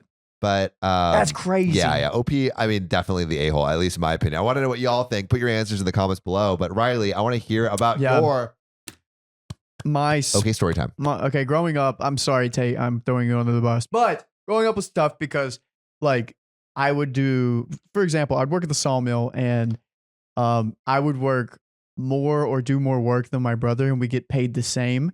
There's like a Bible proverb about this where like these people were picking apples and they start at 6 a.m. and then these other people were picking apples, but they start at noon and then these people started an hour before, but the guy paid everyone the same. Like there's a proverb. So I grew up with that, but like it was tough. Like he just would be given things and I would have to work hard for it. And I'm like, wow. But like That's kind I've of grown with it. that's just kind of how it is. Yeah. Like, I mean, like same with my sister, right? My parents are much more lenient with her. Yeah. Like, but you know, we shouldn't need it. Yeah, we don't need it. Dude, we're too strong. Look at us now. Look at us now. If we had that, we probably wouldn't be here. Yeah, we would be soft. Coddled. Yeah, exactly. Whoa. We're strong, independent young men. We're going to get so much hate for that. Anyways, you know what we're not going to get hate for? This next story. Am I the a-hole for telling my brother that our mom picked me to make medical choices for her in the event that she can't? And this comes from Massive Form 5270. I, 33 male, have 2 older brothers, Matt, 35, and Frank, 38. Our father passed a few years back, and not long after, our mother was diagnosed with early onset dementia. That's rough. At the time, she was still doing fairly well, and was in a place to make competent choices for herself. She began making plans for what to do when she reached a point where she could no longer do so. That included assigning one of us legally to make choices when she couldn't. Okay. Frank lives across the country, so my mom never really considered him. She then spoke to me and Matt separately, just in abstract stating her wishes. She had a sizable life insurance policy from her father's passing and wanted to use it to have an in-home aid. Okay. She does not want to go into a nursing home unless there is no other choice. Her policy will pay for this alongside her bills, and she'd also qualify for help from the state. It is very important to her that she stay in her own home. I agreed with this and told her I would do everything I could to make it possible. Matt, however, told her that he felt an in-home aid would be a waste of money, given she'd likely need a couple to provide round-the-clock care. Given our jobs and our own families, we couldn't be there long every day, and our mom made it very clear she doesn't want us to let this consume our lives. Though I still plan on visiting daily, even if I couldn't stay long. There were also arguments over mom not wanting to be kept alive by machines as well as organ donation. Given Matt's clear intention to ignore our mother's wishes, she chose me. She did ask me and Frank to keep this quiet. I agreed, though I pointed out it could come out at some point. She insisted he not know, as she didn't want to spend the rest of her time with her facilities intact arguing. Fast forward 3 years, and our mother is slowly getting worse. Yikes. She has a part-time aide now, but I know it'll move up to full-time soon. Matt is trying to insist we put her in an assisted living facility. He kept arguing with me. Eventually, I told him that it wasn't his choice. He said, Mom isn't in a place to decide. I said, I know. She left me in charge of that and showed him a copy of the legal documents. He got very quiet and upset. Then later went to our mom crying, saying how hurt he was. While my mom isn't doing well, she still is somewhat aware of what is going on and is clearly upset that he knows. Frank says I shouldn't have said anything. I feel like I had no other choice because Matt would just keep arguing with me. Am I the a-hole? No. Okay, well, let's break this down. Okay.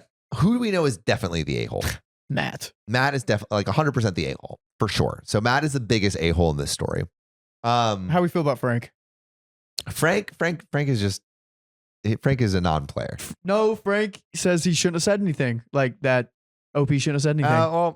I'm putting Frank in the a-hole category. But I don't think he's like he's definitely not as big of an a-hole as Matt. No, but he still is because Do I think so? Frank is not upholding his mother's wishes. So if he was upholding his mother's wishes, he would have supported OP. But he did not. Frank isn't against supporting the mother's wishes. It seems like Frank is just against telling Matt. Because all right, and I may back Frank up because what happened? Well, Matt's a little whiny bitch, and he went and told mom, and now mom's upset and has dementia. So like she doesn't know what she's upset about. I mean, maybe I don't know. Maybe that was probably. It's okay. Someone educate me in the comments. My grandma has dementia. Oh dang! Yeah, I feel bad now, don't you? I just don't know what that looks like. So I try to make a bad It's just joke. like, I mean, like imagine when she when we're at dinner together, she'll just like say the same thing like a couple times. Okay. And we'll like, oh, like, or she'll like ask like, hey, can I get you like tea like 6 times? Mm. You know? But she's still in the earlier stages of it. I think like eventually it gets like where you forget everything. Like, she still remembers who I am and who That's my dad good. is and stuff. But it definitely is, dude, it's rough, man. Yeah.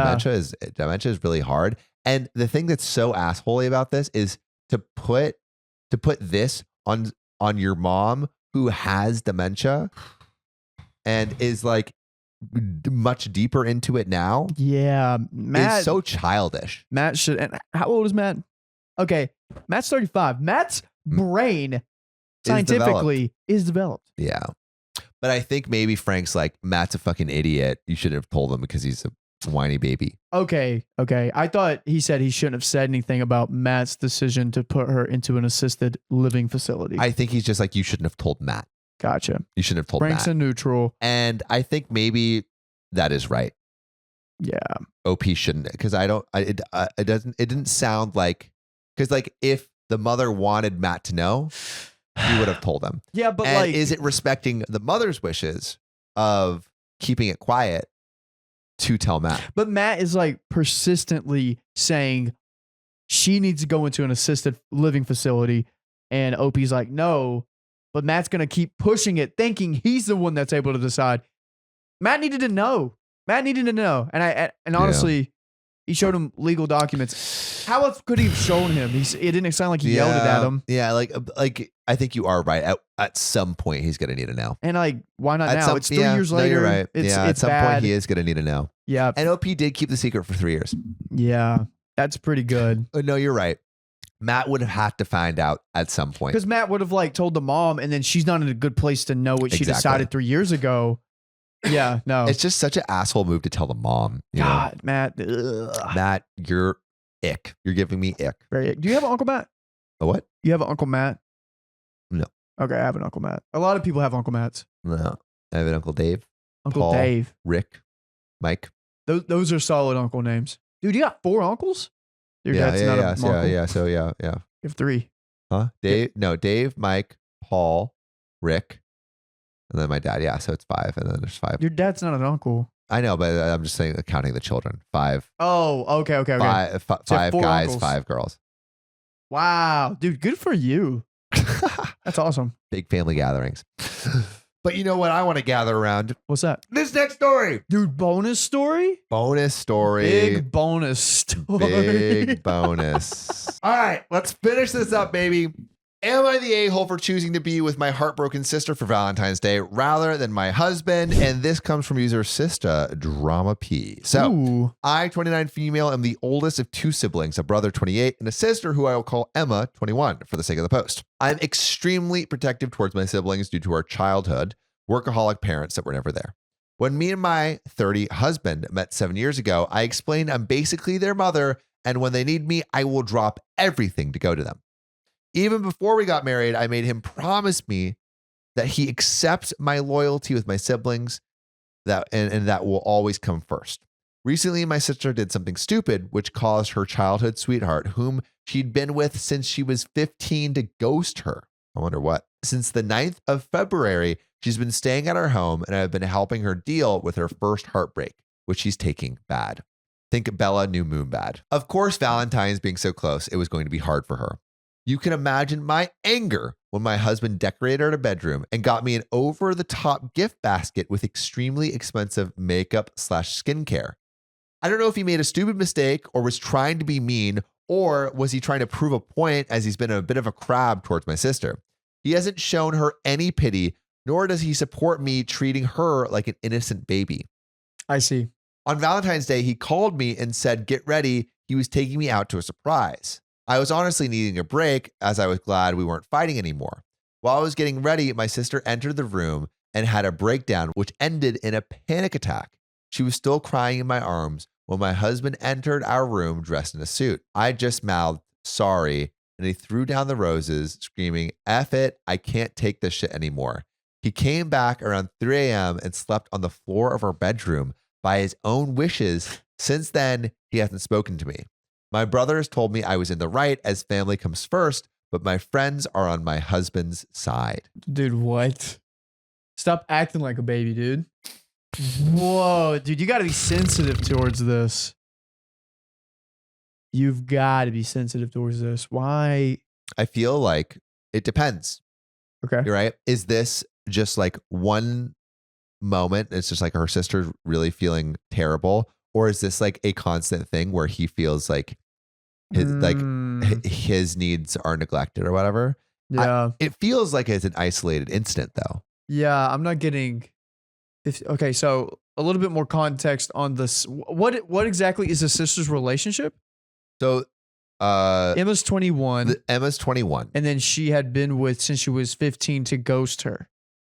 So the guy, like she's been in this relationship since she was 15. Yikes. So like a 6-year relationship. It's a long relationship. Conspiracy theory, the guy cheated on her and he doesn't know how to like deal with that. No. Wait, what? I think she cheated on the guy. And does it because OP says her sister messed up. Oh. I think it's probably the opposite. Okay. But it seems like OP's husband is just like fed up with her tending to her familial needs. But it doesn't seem like something that she's doing like, I don't know. It seems like an isolated incident. Because the husband's probably like, oh, she cheated or whatever. She did XYZ to her boyfriend. She doesn't need to be treated like a baby. Yeah. And then OP's like, but she's my sister. She needs to be caring. Yeah.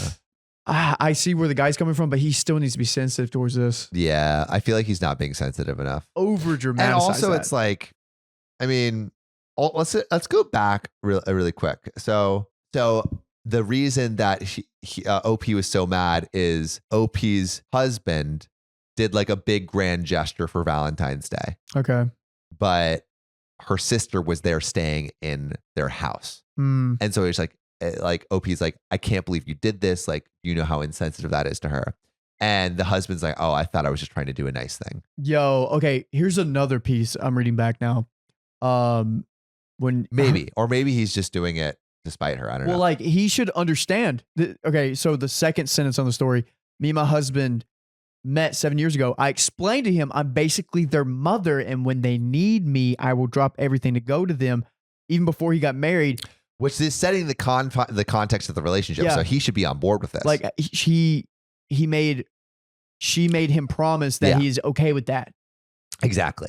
You might need to remind him of that. He might have forgot. But yeah. But I can understand him like, all right, let's like give him the benefit of the doubt that he's just doing, like, he's just trying to give a nice gift basket and celebration for Valentine's Day. Yeah. And really put a lot of thought and effort into it. I can imagine it feeling bad that like he put all this thought and effort and she's like, I can't believe you did this. My sister's here. You know, like I imagine that could feel bad. I imagine he could feel frustrated. For sure. Frustrated, but like that's. But also he has to like realize that what she said initially, like family comes first, and she feels an obligation to her family. Yeah. And she said so. Yeah. This is a tough one. It's a tough one. He's an a-hole for being dramatic, but like, yeah. That's still a tough one. What do you guys think? Yeah, I would love to know what you guys think. Like, how would you react on either side? You know, if you were OP in OP's position and your husband does this like grand gesture for Valentine's Day, but your sister is there and she's going through a breakup, would you chastise your husband, or what would you do? And if you were the husband, how would you react to being like, after you do this grand gesture, to be kind of like chastised for it? I would love to know what you guys think. Put your answers in the comments. My sister doesn't respect our time. It ruined our schedule. Please bear with me because the title may be misleading. Ooh. I, 29 female, and my boyfriend Mike, 28 male, have been together just over 2 years. Yesterday was technically 3 Thanksgivings together, but we did not spend our first with each other's family because we felt like we were too new for the holiday. We would have been dating for about 2 months and only officially together for 1. Okay, fair. By the way, this comes from user Daphne's food giver on the r/OK Storytime subreddit. Last year was not the usual due to the fact that my dad had suddenly passed 2 weeks before the holiday. Oh, dang. Man, sorry to hear that. That's terrible. Mike was also avoiding his dad's place since he had a friend from out of town that was overstaying her welcome, and he couldn't stand that woman. It's important to note his parents have been divorced since he was 10, but by some design, they both moved states and ended up living right next door to each other. Coincidence? Mike's mom doesn't cook at all unless it's in the microwave. She's very wary of cooking electricity and open flames. She was in a house fire as a child, and we both agree that she's still traumatized by it, which, unresolved Dang. childhood trauma. What a classic. Steph said 90% of our problems are from our childhood. For sure. So with the holidays, we bring her as much leftovers as she can store. Mike's parents are also not well off financially, and so we know every little bit means a lot to them. Also note that she goes to bed at 6 p.m. For context on my side, my brother and his family drive an hour and a half down to spend the holiday here, but have at least 3 places to stop when they come down. My one sister lives in California, so we FaceTime with her at lunch. We do Cracker Barrel at takeout and go to our grandma's nursing home to spend this time with her. So locally, it's me, my mom, and my oldest sister and her family. This year, I tried to get plans moving at the start of November.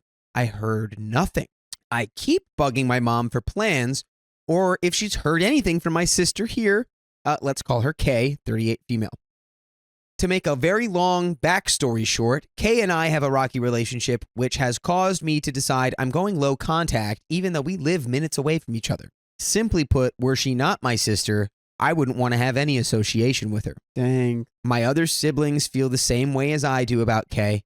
She has a lot of narcissistic traits and lives her life revolving around her. My other sister, 31 female, and I both agreed that the family member we both talk about the most in therapy is Kay by far. Ooh. Wow, you're the one paying, Kay's the one paying the therapist's bills.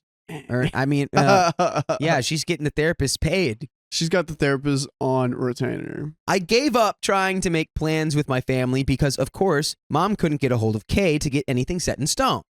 Flash forward to a week before the holiday, and my mom finally gets back to me that Kay really wants to fry a bird this year. I about lost it because Kay has no business using a fryer, especially with her very unserious personality. I'm grateful she at the very least had a fire extinguisher. Honestly, I thought I would have cooked the turkey this year after how good mine had turned out the prior year. Me personally, I make a perfect turkey, so I don't even know what we're talking about. Plus, goofball over here is going to burn down the garage trying to deep fry a turkey. It was so tender, my sister abandoned the knife and just pulled the meat right off with her hands. We've never seen a carcass so clean. The problem is this debate started when I texted the group chat that I'd like to make a mac and cheese this year, and I'll make a pie since it's been a few years since I've made one. Mom said she'd bring some sides. Kay responded saying, we were planning on a small thing here. I wasn't expecting this, so I text Mom, are we even getting together? My brother's family only had time for lunch this year, so it would have only been us locally. I needed to know what our timeline was, so Mike and I could carve out a few hours to spend with his parents if we were all eating together, especially since they lived fairly close to my grandma's facility. The whole weekend, I couldn't get a straight answer, and I was so frustrated that Sunday night, I texted my mom, if I don't have a definitive timeline by tomorrow, I'm getting my own food and cooking for Mike and I and inviting his parents. Ooh. It's a long explanation, but just inviting his parents to my side would not have worked. We are assured we'd be eating by 5, so Mike and I could be at his parents' by 6, see his mom for a bit, give her leftovers, and spend time with his dad. At least a couple hours. The day comes and we leave grandma's around 2:30. It's maybe 20 to 25 minutes back to my mom's. We had been there for at least an hour when my sister finally gets back to her house down the road. The 3 of us are very annoyed. Yeah, as you should be, because it's down the road. I start the mac and cheese and get it to the point it just needs to get baked at Kay's. I then find out at lunch Kay apparently told Mike she'd need his help getting the fryer put together. Oh. So, Kay, it looks like you're not ready to fry the turkey. You'd like Mike to do it. And I know my dad fries a cooked turkey every year. That takes some time. Yeah, it takes time and skill and effort, which is something it doesn't sound like Kay has a lot of when it comes to deep frying a turkey. When he told me this, I was livid. After the mac and cheese was done, we went over together because, to be honest, I don't trust her around him without me.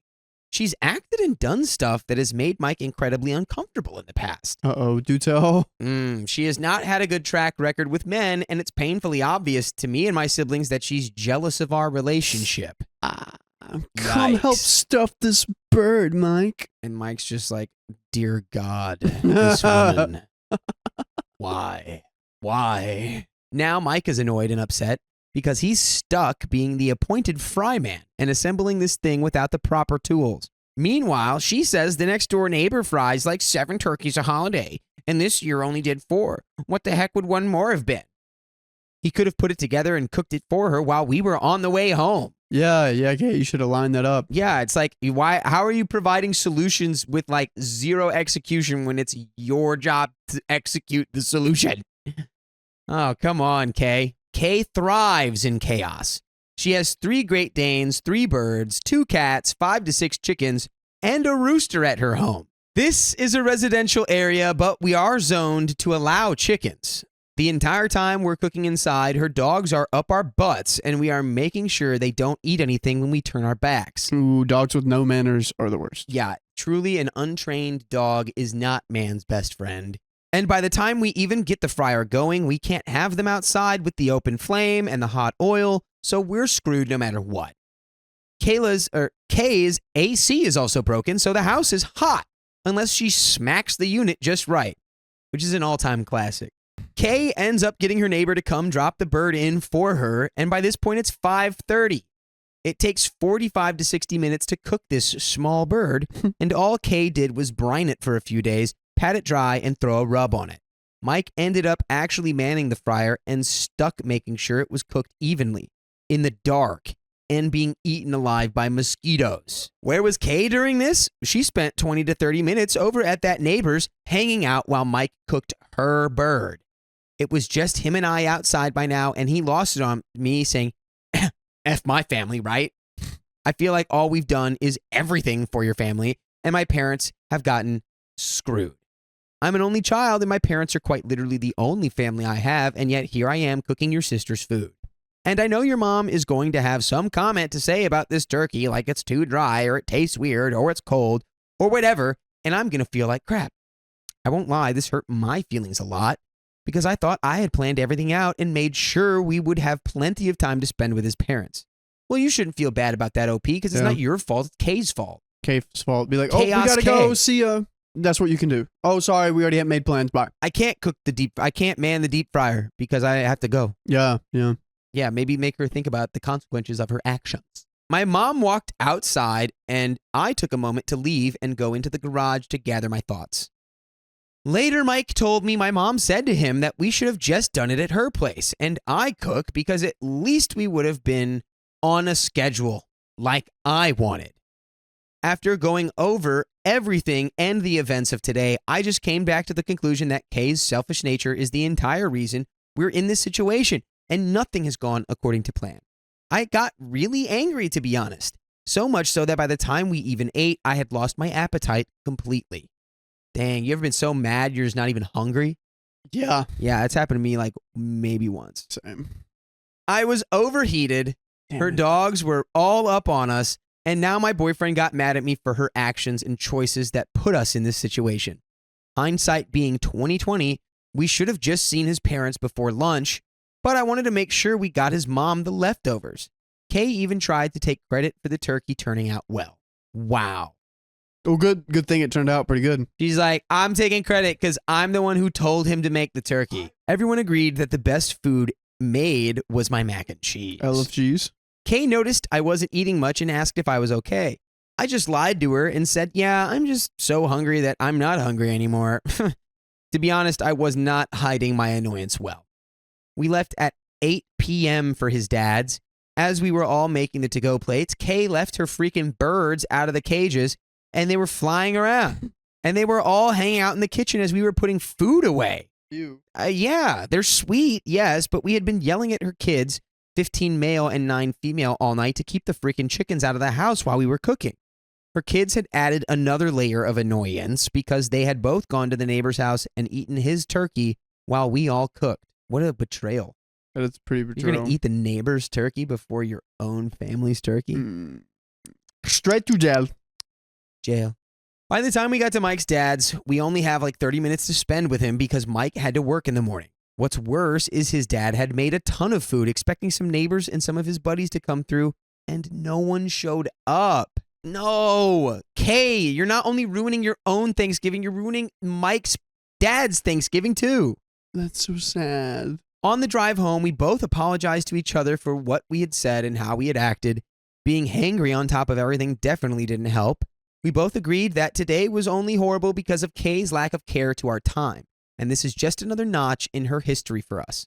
I told Mike I'm never doing this again.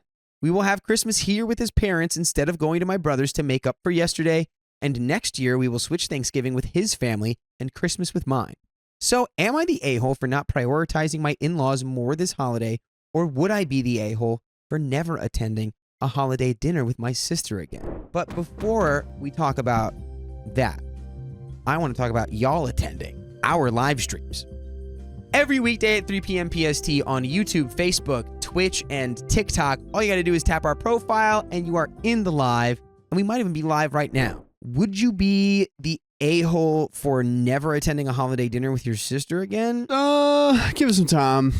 Yeah, I think that might be a little extra. I think definitely you're probably right for not joining one that she's like hosting because she can't.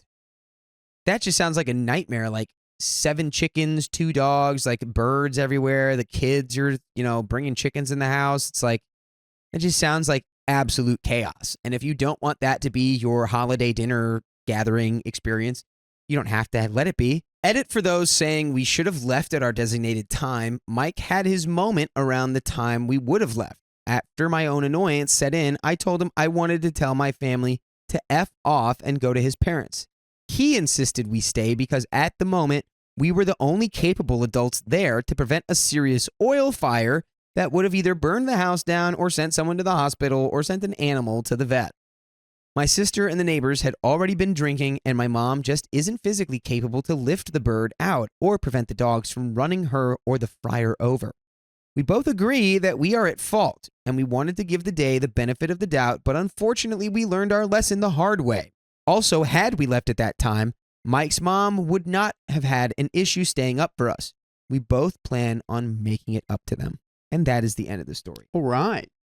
Yeah, so that's great. Never let Kay host Thanksgiving or cook the turkey. Ever again. Ever again. Literally being like, we can't leave because if we do, the house is going to burn down. You don't let that person host Thanksgiving. Are you serious? Yeah. But that is the end of that story and the end of that episode. So, if you love us, make sure to subscribe. We love you. And see you tomorrow. Am I the a-hole for not supporting my sister's engagement because she wears bright colors? That's not what it says. I found that story. I'm just kidding. Am I the a-hole? Actually, I'm gonna keep that in there. This comes from One Tone 4608. That actually even works. What? One tone. One color tone? One color tone. He thinks he's a regular jokester, this guy. 24 female and planning my wedding to my partner of almost 6 years. Congratulations. We got engaged at the end of November 2023, and we set our wedding date for September 2024. Before we get into the current situation, I want to provide a little context. When we were growing up, it was always abundantly clear that my sister, 20 female, was the family favorite. I swear you picked these stories that What are are you talking about? I don't pick these biographical. stories. I don't do that. They hit a She little too was close. always given special privileges. What special privileges was I given? The Honda! Okay, but I had to And live talked at more home highly for of more than years me. than you. For this reason, we didn't get along during our childhood, which isn't true of me and Sophia, Yeah. and most of our teenage years.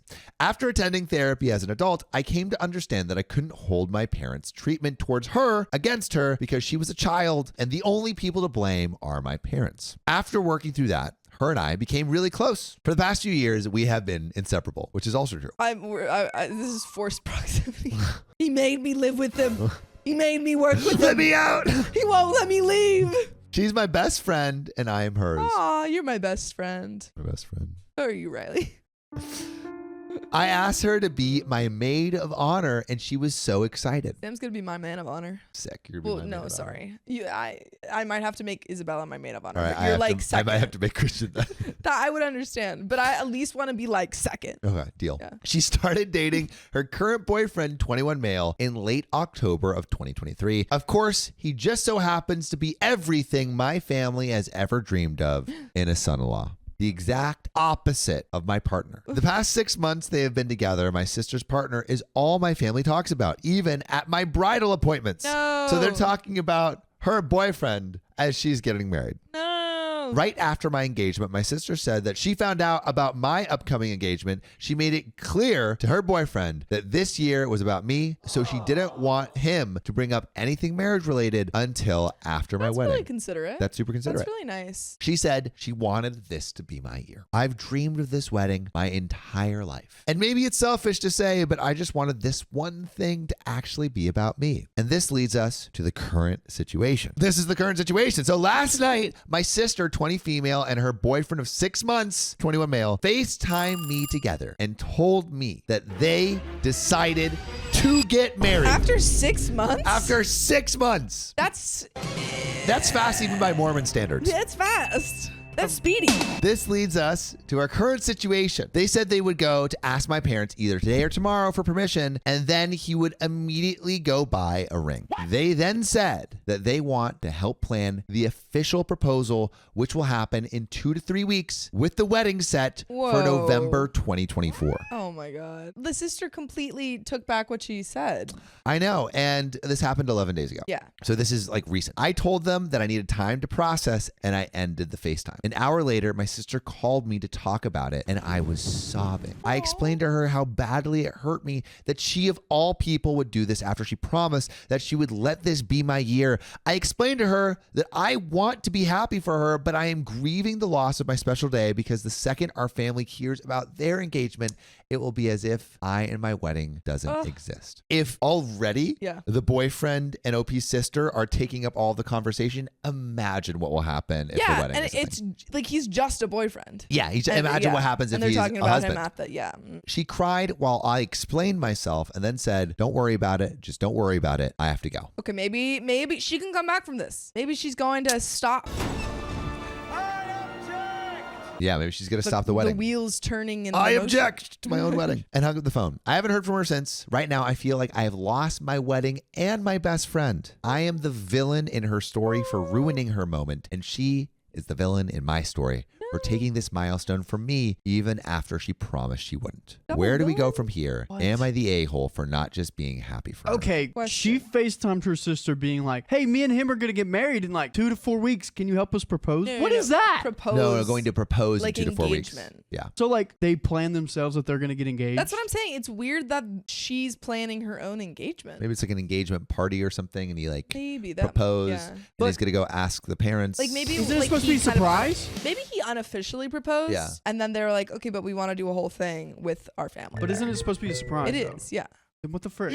Frick. Maybe they're just bucking all the Attention? rules. Yeah. I think they just want attention. All attention. But I feel like the sister maybe doesn't want that. I think maybe this is my Yeah. thought of what happened. What's your thought? The boyfriend proposed, Yes. and she's just going with the flow. Yeah. And now she's trying to unwind the flow and push the flow upstream. Mm.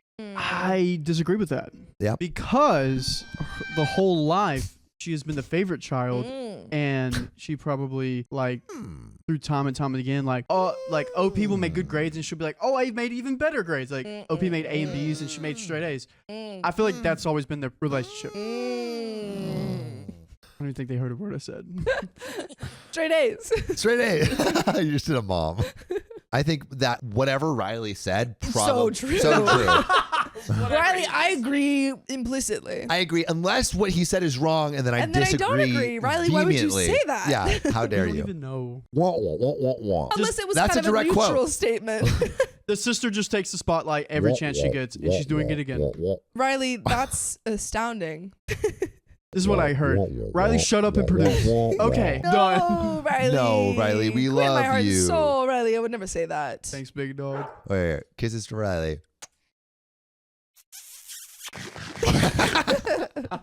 Comments. FAF. Well, really quick. Is OP the a-hole? No. I don't think the a-hole. I don't think the a-hole. I don't think the a-hole. No. Her year. And the comments would, Absolved. especially because the sister recognized. Yeah. The sister literally knows how the family treats her. Yeah. That's what And they had a makes her not the conversation. a-hole. And Yeah. they had a conversation where they agreed. Yeah. And now she's turning back on it. Yeah. So she knows the context and ignored it. Yeah. So FAFO 13 says, not the a-hole, but I would definitely take a step back from your entire family. Your sister wants to be the main character, and it seems like she's jealous because you are getting all the attention. Disastrous Scythe says, this, deep down, she's not really your best friend. Plan your wedding and have a fabulous time with people who actually want to celebrate you and don't want to secretly compete with you. And otherwise, Degree 729 says, not the a-hole. She did it on purpose. She got engaged 6 months into the relationship. Now you have to plan her official proposal. After that, they will ask you to plan other events for her wedding. They're not even officially engaged and already have a wedding date, coincidentally 1 month after yours. That's crazy. Yeah. If they look for venues, they are going to find one available for a month prior to your wedding. Your sister gives off the vibe of an immature child that needs to get something first at all costs, and that of a high school bully that says something then does something else. Not the a-hole, and there is an update. I don't know if I'm getting intentional bully. I'm getting inconsiderate. I think I'm getting inconsiderate too. I feel like, or based on what OP has said, Yeah. the relationship is actually pretty strong with the Yeah. sister and OP. Yeah, it seems like they're good. Like they had a conversation about this, but then it happened anyway. Yeah, it's just the parents that Yeah. are kind of the a-holes. I think it's intentional. What do y'all think? Put your answers in the comments below. So, update 8 days later. Thank you all for the advice in the comments of my original posts. I'm sorry for taking so long to post an update for you. By the way, the sister's not pregnant. I spoke with my sister on Tuesday of this past week, and it was not a very Oh, no. positive conversation. I was still extremely hurt. I love Sophia reading ahead, saying, "Oh no!" before you get into the. Oh no. Oh, I no. wasn't. It wasn't a very positive conversation. I said, I talked to my sister the past week, and it was, and then you said, "Oh no!" I was Do it still again. extremely hurt, and she was angry with me. Oh no. Great And time. she was angry with me Oh for ruining her excitement.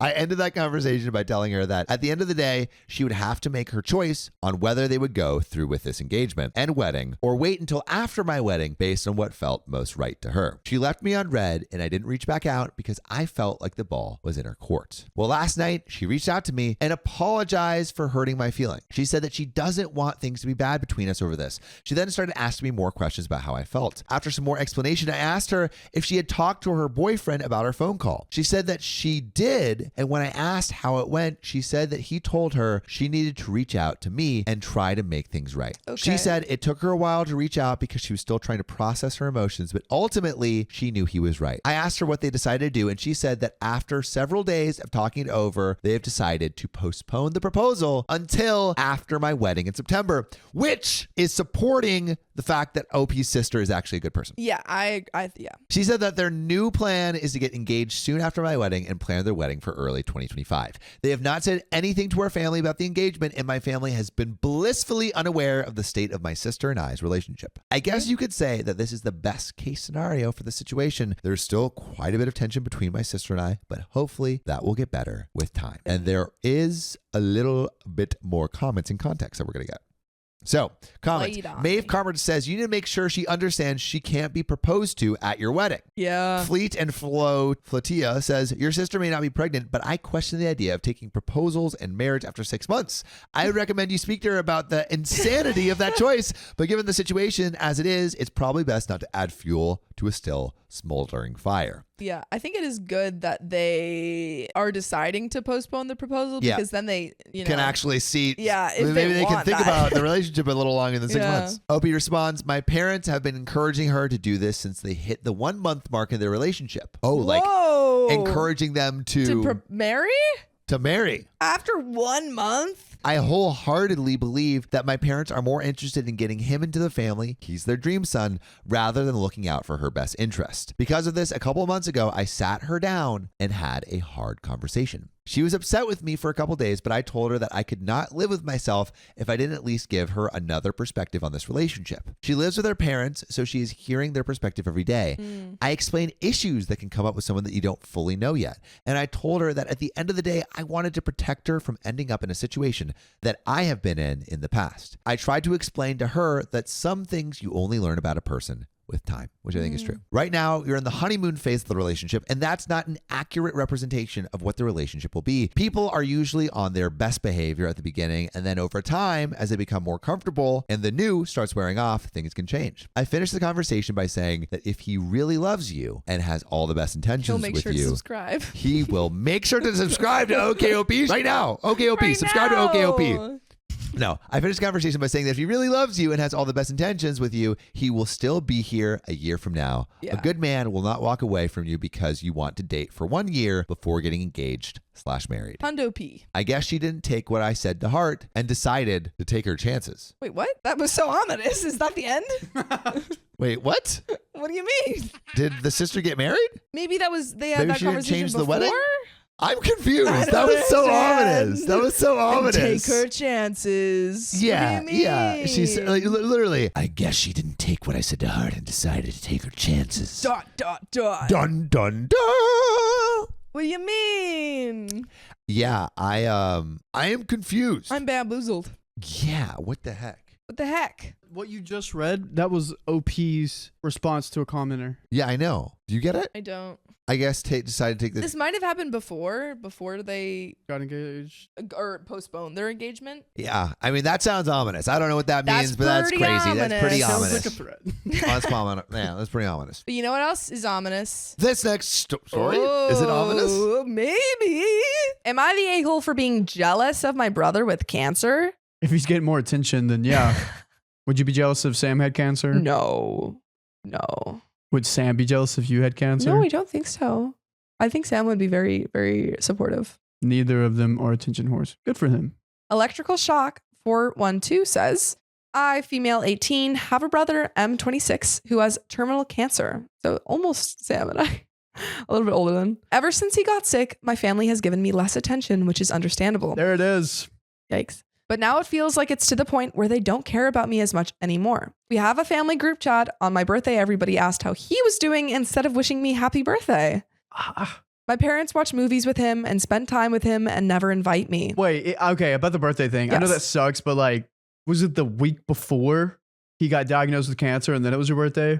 Or was it like No. 3 months? And then, like, I just want to know the timing of the birthday Yeah, thing. I guess so. Yeah, I think it does depend. But from what it sounds like it wasn't. Yeah, you should still be said happy Just, come birthday on, say too. happy birthday. Yeah. I was just like, was it the day before? A few days ago, I got frustrated by the fact that I'm feeling so left out and ignored that I told my mom about it. I told her that I was feeling like a glass child. She called me disgusting and couldn't believe that I was jealous of my brother with cancer. So am I the a-hole? Glass child. I don't know exactly. I'm like contextually, See-through? I think I know what that means. Oh, Are they a see-through child? that's so good. Yeah, I think that's what she means. Transparent. Yeah, like no one sees me. Glass child, a person with a disability. Wait, what? Oh, glass children or siblings of a person with a disability. The word glass means people tend to see right through them and focus only on the person with the disability. Word.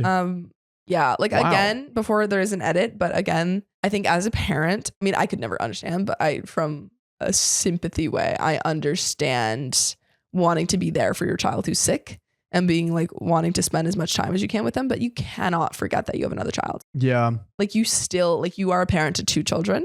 And like I understand being a little bit less there for them, but like you got to make an effort.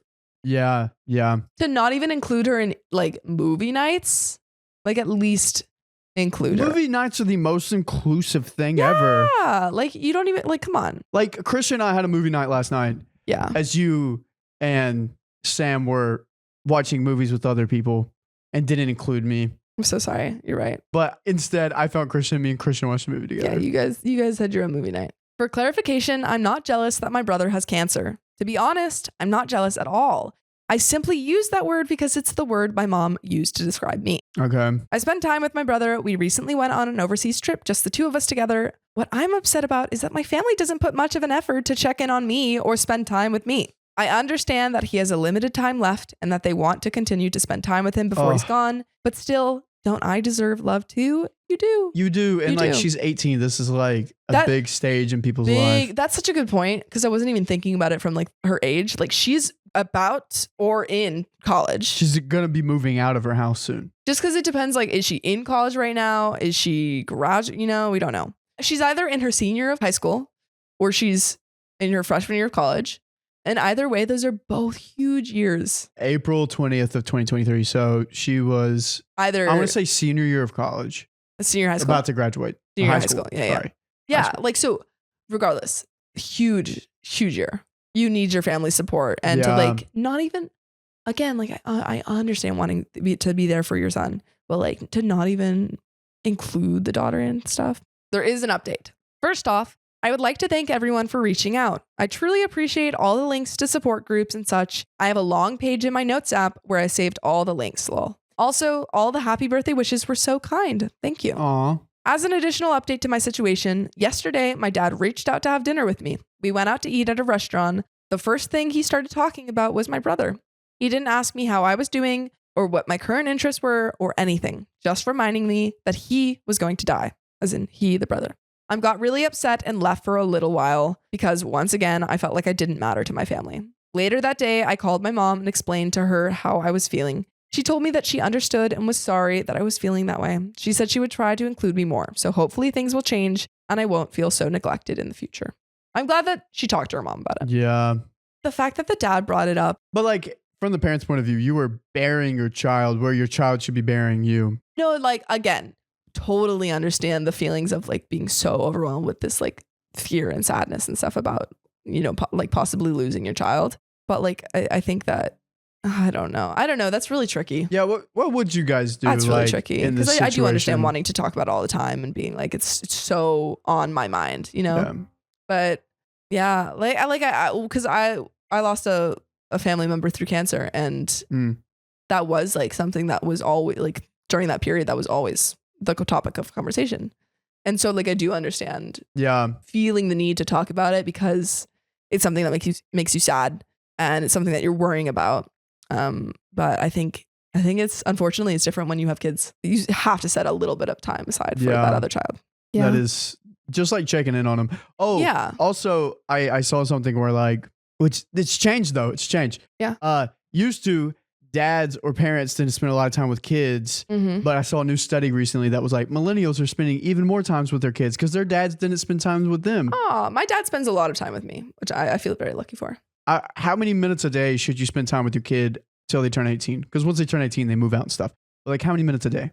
I don't know because my mom worked from home when I was a kid. So like I was always seeing her when I was after school. And then I saw my dad after like 7 o'clock or something. Okay. But like intentional time, how much? Intentional time, at least an hour. At least an hour? At least an hour every day. Yeah.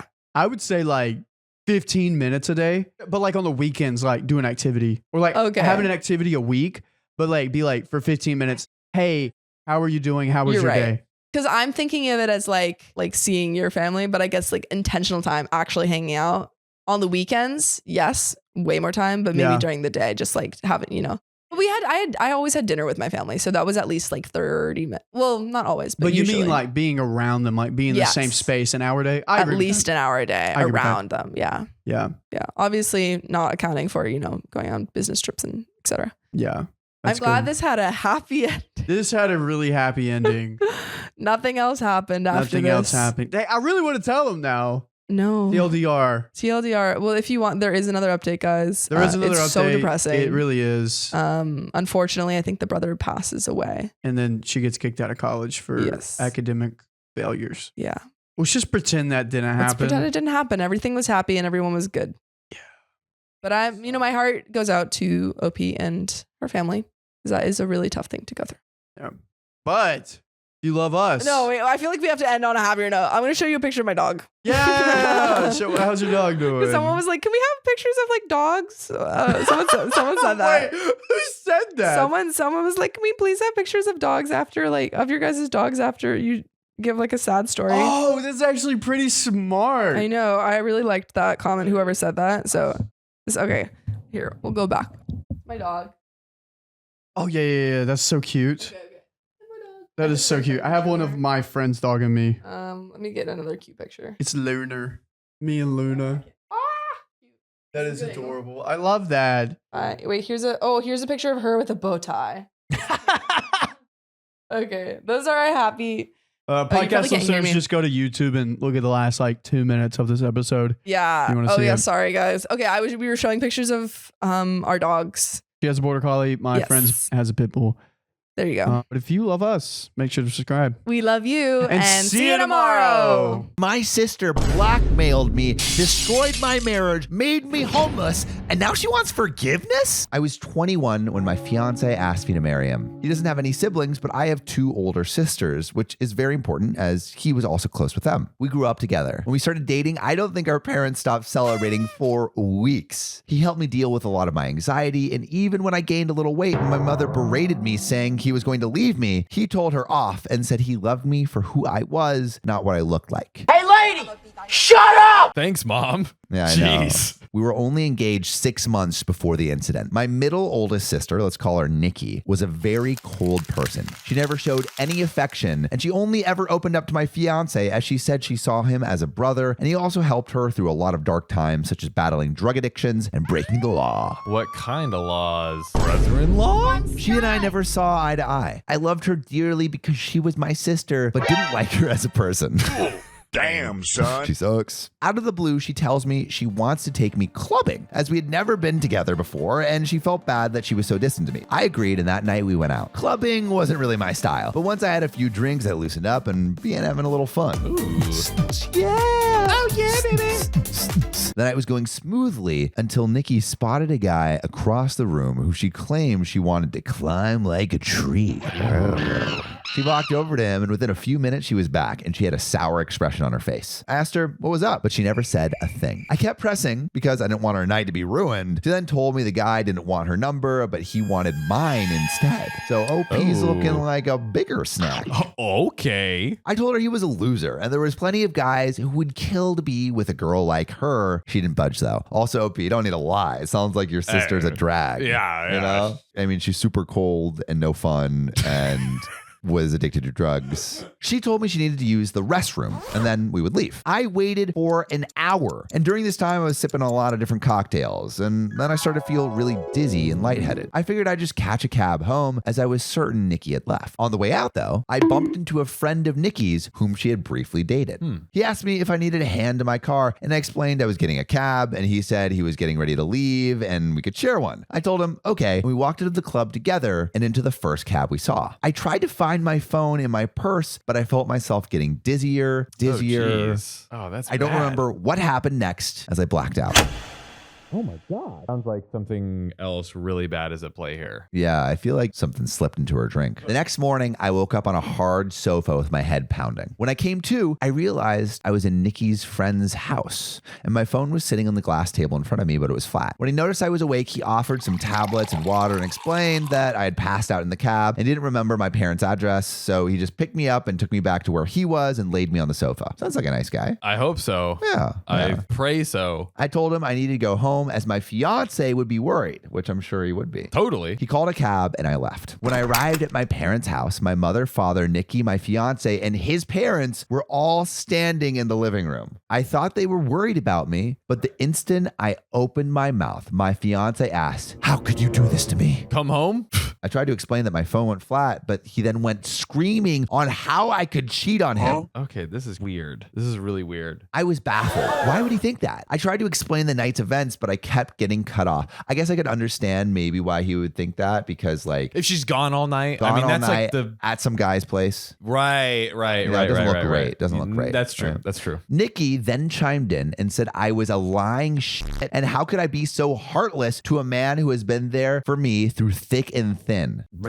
What? She went on to say, I kept flirting with the random guys all night. And then when she went to the bathroom, she saw me leave with her friend. What? I told her what happened and she showed me photos on her phone where as we were leaving, his hand was on my back, ushering me outside. Yes, the photo did look horrible. And I was so drunk, I didn't even realize his hand was on my back at all. The optics are terrible. The optics are pretty bad. Going home with some guy drunk. Yeah, not great. My fiance was so angry. He kept shouting and his mom and mine were both crying. I then asked Nikki to call her friend and he would confirm nothing happened. But when he called him, he told a completely different story. He said I begged him to take me back to his. And when we did, we slept together multiple times. Oh my God. Which is a totally different story than what he said. To her. To her. To her face. Oh, also makes him look bad though. Super bad. Because like it's gross. to hook up with like a drunk girl, like that's assault. I saw red and started crying and yelling at Nikki because I knew she had organized this whole thing to make me look bad. Oh, jeez. I wonder if she slipped something in her drink. I mean, that's what it's looking like. Yeah. What a terrible sister. I begged my fiance to believe me, but he just shook his head and left. When everyone had cleared out, my mother slapped me across the face and told me to get out. I understand the boyfriend being mad, but like, I feel like cheating's bad, of course, right? Yeah. But to slap your child? One, it seems like she was super drunk, which everyone knew. Yeah. And it seems like she got taken advantage of more than right? anything else. Why by are this they not dude. thinking that happened and like consoling her? But let's say even if she was sober, even if she fully consented to this experience, like I feel like cheating isn't like to disown to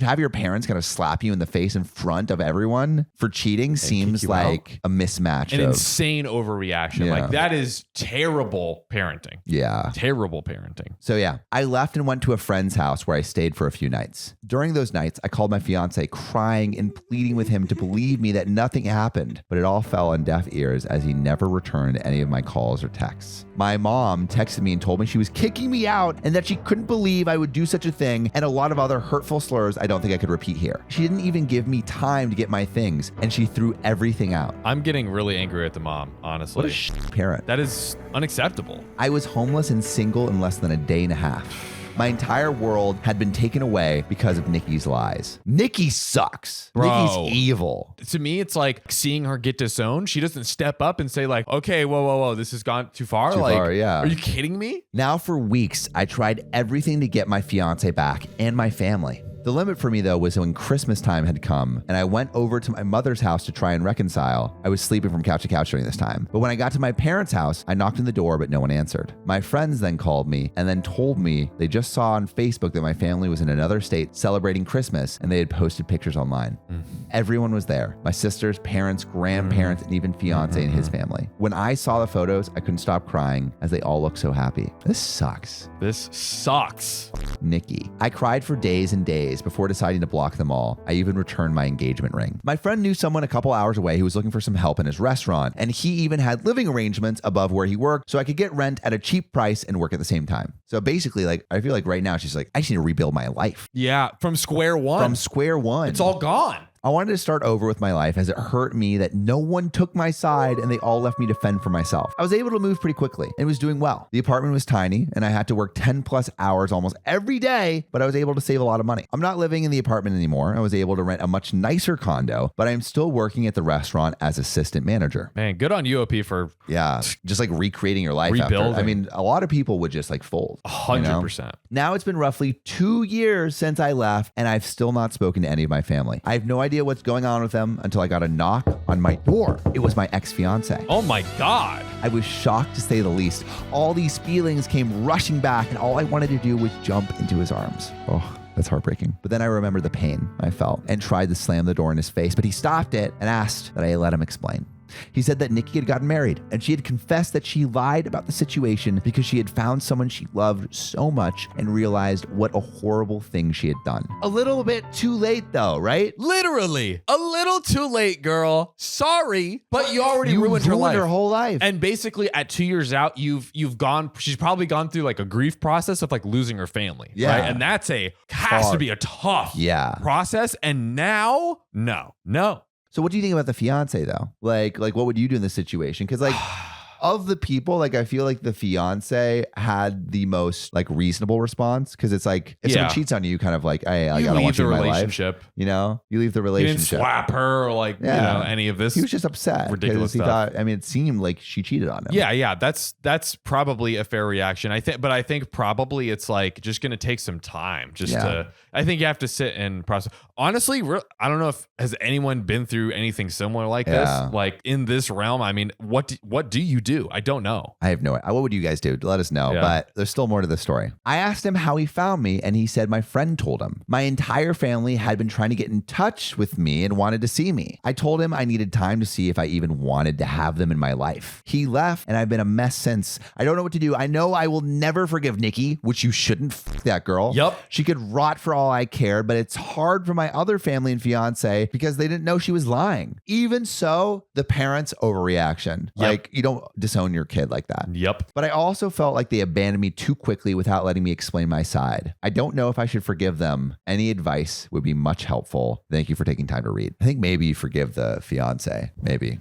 I don't know. But maybe the parents, just because like you want your family back. They have so much trust to build. I think with the fiance, the one really good thing about that is it's like now she can have support back in her, just emotional support back in her life after fighting So for 2 much, years. You know, yeah. that would probably be pretty nice. But yeah, the family, I don't know. What would you guys do? Put in the comments. Like, we're kind of at a loss here. Like, this is, I think if this was me, 2 years is a long time. Yeah. I probably would have moved on. I probably would have built a lot of hate, a lot of resentment. A lot of resentment for sure. Yeah, a lot of resentment, especially for maybe everyone. Because I'm like, hey, like, even my fiance, like, listen to me. Yeah. You know? And didn't like, because the situation sounds fishy. Like, you don't, I feel like a reasonable person is like, wait, what's going on here? Is at least unsure. I don't know. Yeah. I mean, I would have just investigated more. Like, I understand the fiance being mad and be like, what the fuck is going on? Yeah. But like, After a beat, like, okay, wait. Yeah, let her hear her side out. Yeah. But yeah, the family and fucking Nikki, evil, like Satan. Satan. Legit. Terrible. Legit. Let us know what you think. That was painful. We'll see you soon. My entitled sister freeloads for a living, so I cut contact with her. Snip, snip. This is a multi-decade family drama, and I've finally made some difficult decisions, but they've left a bitter taste in my mouth, so I need some advice. My sister, 45, let's call her Amy, was badly bullied at school. She also has a horrible relationship with my dad who struggles to control his emotions and was verbally aggressive when we were kids. Things got better, and I managed to build a reasonable relationship with him, especially because, for the most part, he worked very hard to take care of his family. By the way, this comes from Admiral Dig 2306 on the r/OK Storytime subreddit. So Amy never forgot, and she's very open about hating everything about him. Well, everything except his money. Amy's experiences left her depressed and vulnerable. For a long time, my whole family tried to help. We supported her mentally and financially.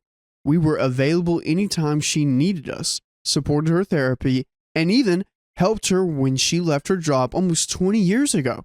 Sometimes people need a break, but this prolonged break has now turned into an entitled lifestyle, and it's out of control.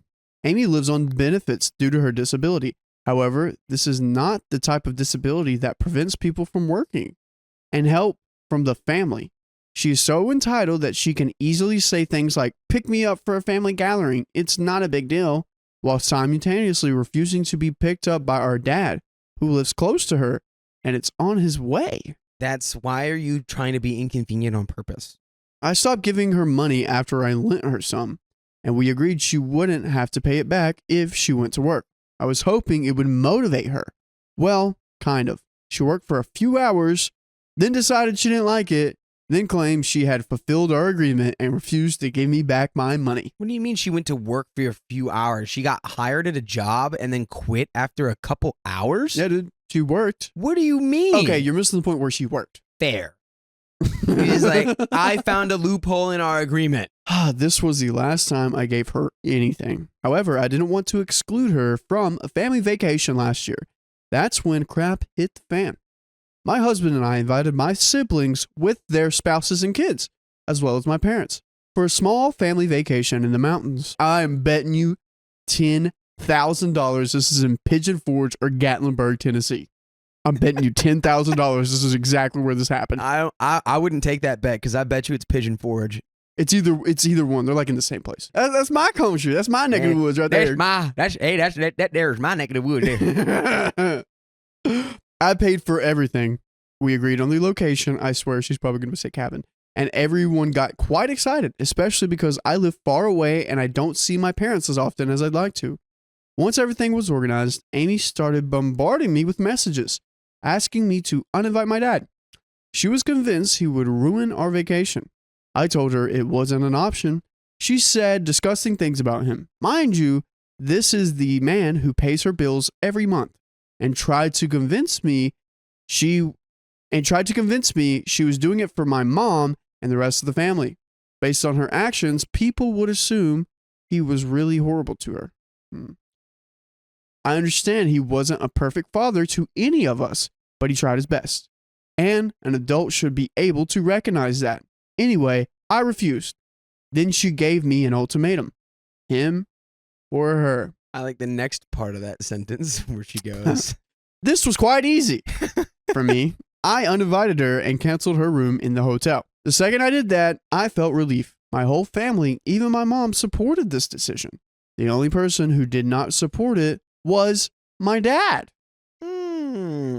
This is quite the twister. Maybe I don't know. Maybe there's a dynamic between this sibling and the dad that no one's tapped into except for them.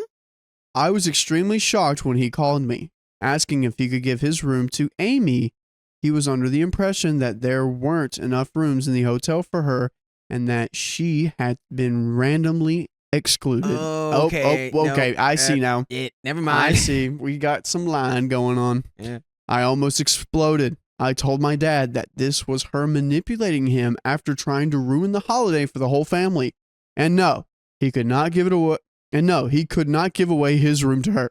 We went on the holiday and it was all nice. I didn't share Amy's words about him with my dad because it would have broken his heart. But this situation opened my eyes to many others. Similar situations where Amy was playing the victim to benefit from it, usually financially. She emotionally manipulates people to get them to confirm they love her and then ask them for favors, always stating that it's not a big deal for them after all. Considering all of this, I decided to cut contact with her completely. We only argue anyway, and I left every conversation with her feeling tired and angry and unsettled. Yeah, that sounds like a no-brainer right there, especially when it's like, that's just, she's going to try to get money out of you one way or another. Maybe one day Amy will, look back and realize she made mistakes. Maybe she'll get into some therapy and realize, something's going to have to happen to the dad where he doesn't financially support her, and then she will have to hit rock bottom for her to change her life. I hate that that's probably exactly what has to happen. I recognize that her laziness and entitlement are causing our family to drift apart. I finally told her all of this and went no contact. And now I feel guilty. Oh, no. Did you explain to her why? That might be part of why you're feeling so guilty, is you didn't have the conversation with her as to why you're going no contact. And I bet you her response to it would make you feel a lot less guilty. Yeah, and you probably needed that closure of releasing her. Yeah, you needed to have some sort of dialogue instead of just making a decision. She was left by her long-term partner because she refused to go to work, even though she's perfectly capable of doing so. I think she is extremely lonely. My mom has no option, and my other siblings have gone low contact too, though less drastically than I have. It's probably because over the years she expected the most from me, and I feel more used than they do.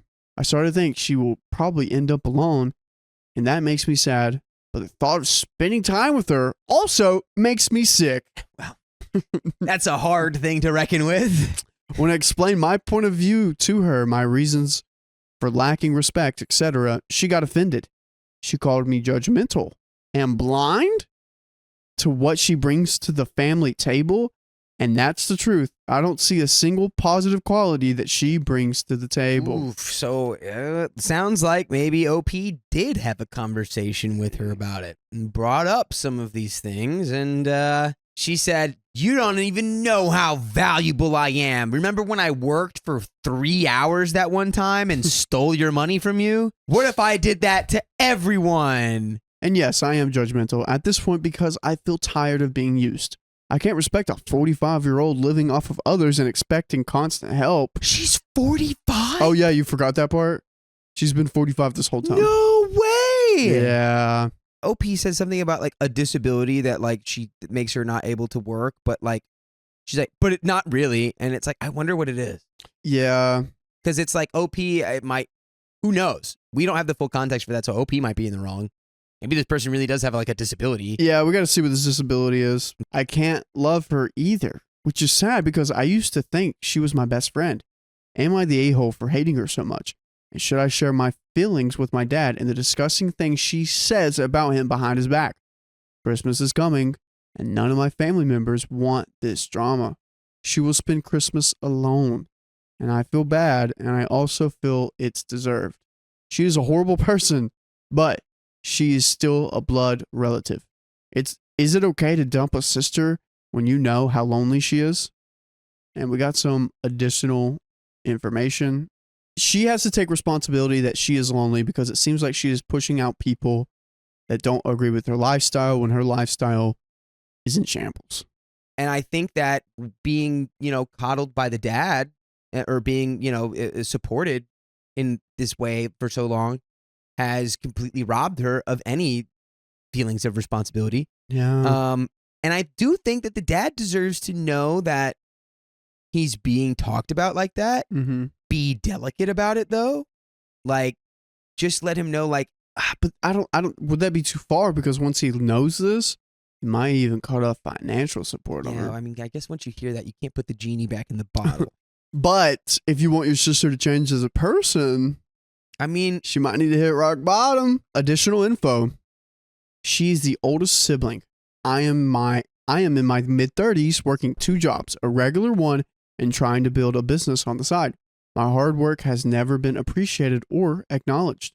Over the years, I have been slapped countless times with compliments like, "It's nothing for you. It's not a big favor to ask," or "What's the problem?" And we'll have a problem with you if you don't join us live every weekday on 3 p.m. PST on YouTube, Twitch, Facebook, and TikTok. Just join us, and we're probably live right now. We won't have a problem with you if you don't join every time, but maybe just I join will once. have a problem. I will have a problem with you if you don't join every time. I'm there. Why can't you be? She never even bothered taking her wallet out when my family went for weekly shopping or an occasional restaurant outing. Covering for her was always expected because she's such a poor girl. My husband despises her and has said countless times he'd rather see her languishing in the street rather than living with us when my parents stopped paying for her flat. The more I think about it, the more I agree with him. But her only response is always, "But we're family." And after she does something horrible, she has the audacity to say in a sad voice, "Oh, why would anyone like me?" Or, "Your husband never visits me. He must not like me."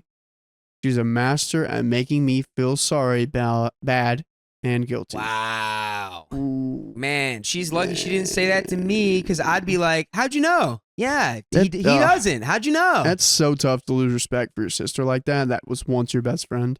Yeah, but I mean, You have no respect. You actually wish their Well, fluids were going down the drain on the side of the street. I would like to think OP's being a little hyperbolic when saying that. I don't know, man. However, I'm I saw sure symbolic. they would feel relieved to no longer have to deal with them. Is probably Yeah. what that was Yeah. coming from. But yeah, you can't play that. You can't play that game with me, dude. I don't play a game. So if somebody comes up to me and goes, "Why don't you like me?" I'll be like, "Here's reason 1. Oh, Do you thanks want for more? asking. Here's reason 2.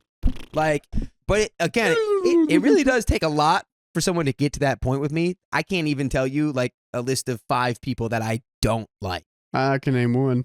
Because I usually, if I don't like somebody, I just don't really associate with them either. Yeah. It's hard when it's your sister. I could probably name 6 for you. The Jonas Brothers and then their exact clones. Oh, wow. My sisters disrespected my ex-wife, so I called her out. Oh, still got some feelings, eh? Shit, I'm calling you out. I, 40 male, and my ex, 38 female, have 3 kids. Ever since our divorce in 2015 and my mom's passing in 2016, my 2 older sisters have been not directly, but very indirectly disrespectful towards my ex-wife. When we divorced, my mom never treated my ex any differently, always considered my ex her daughter and mother of her grandchildren, and gave her that respect. Moving on to the issue at hand.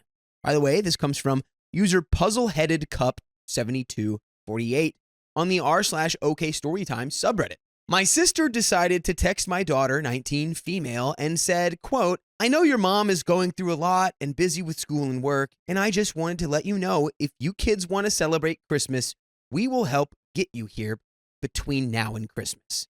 For you and your brother and older sister if she chooses. I know your older sister is flying over around the holidays, but maybe come when she's not visiting. I just want you guys to have a little Christmas cheer. My ex called me yesterday when this happened and was crying on the phone, hurt by what they said. This infuriated me and pissed me off, and I told her I'd handle it. When I got home from work, I sent a lengthy text to my sisters, and below is what it says. Ooh, go off. Pop off, OP. Pop off. Quote, I don't know, nor do I care about the reason behind this text. Reading this text, it is extremely offensive on every level.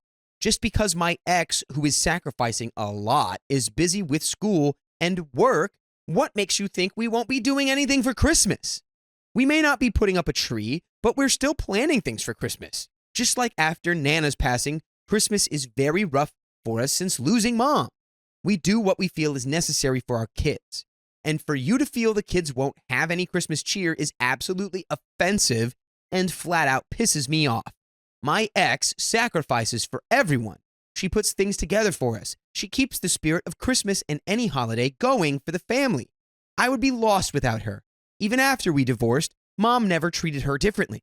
She was still her daughter and the mother of her grandchildren. If you want to make plans with my children, you go through her. You don't talk to my kids. You bring it up with her. If you bring it up to me, I always talk and clear anything with her. After daughter sent that text to her mom, she called me in tears, upset by what was said, and implied that in that text message, she's not sure if she's reading into it or if that is what was meant, but it hurt and upset her. This is and will not be tolerated ever again, plain and simple.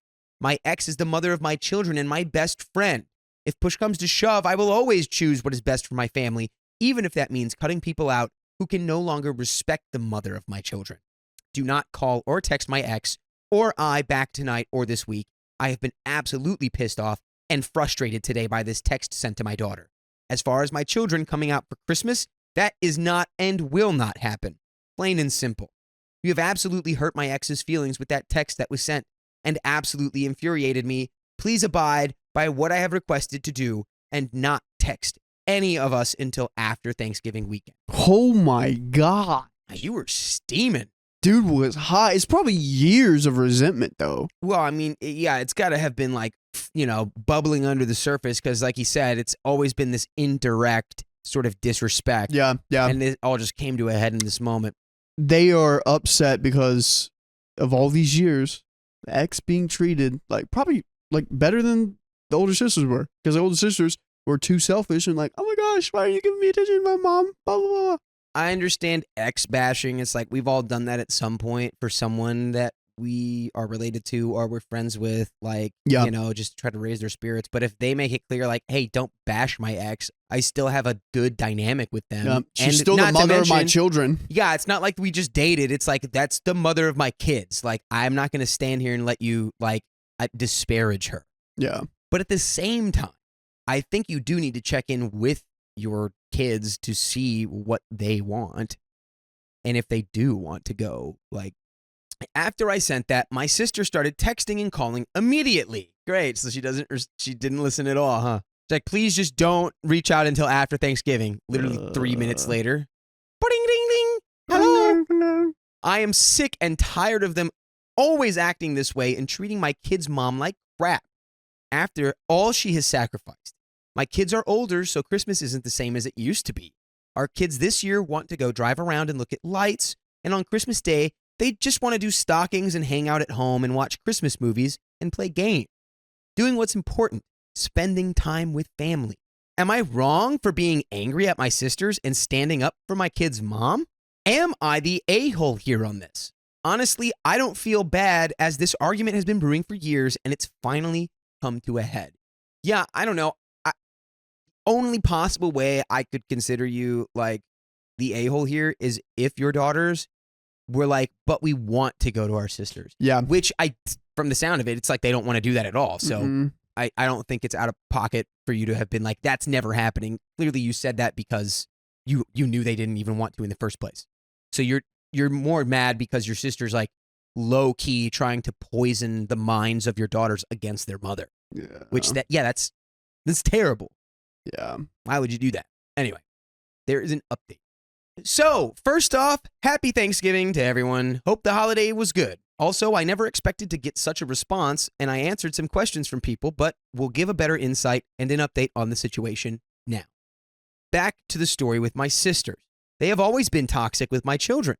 I'm the only one in my family to have kids. One sister was married and now a widow. The other has never been married or had a major relationship and no kids for either of them. And my sisters like to interject and be the parent and force time with my kids or guilt trip them into going to visit. We used to live close to each other until we moved about 6 hours away. And now it's the guilt of being far away and not seeing them often that they throw at my daughters.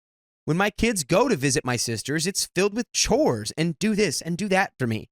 Then it's constant bashing on their mom and complaining about how we are keeping them from my sisters. Weird. Yeah.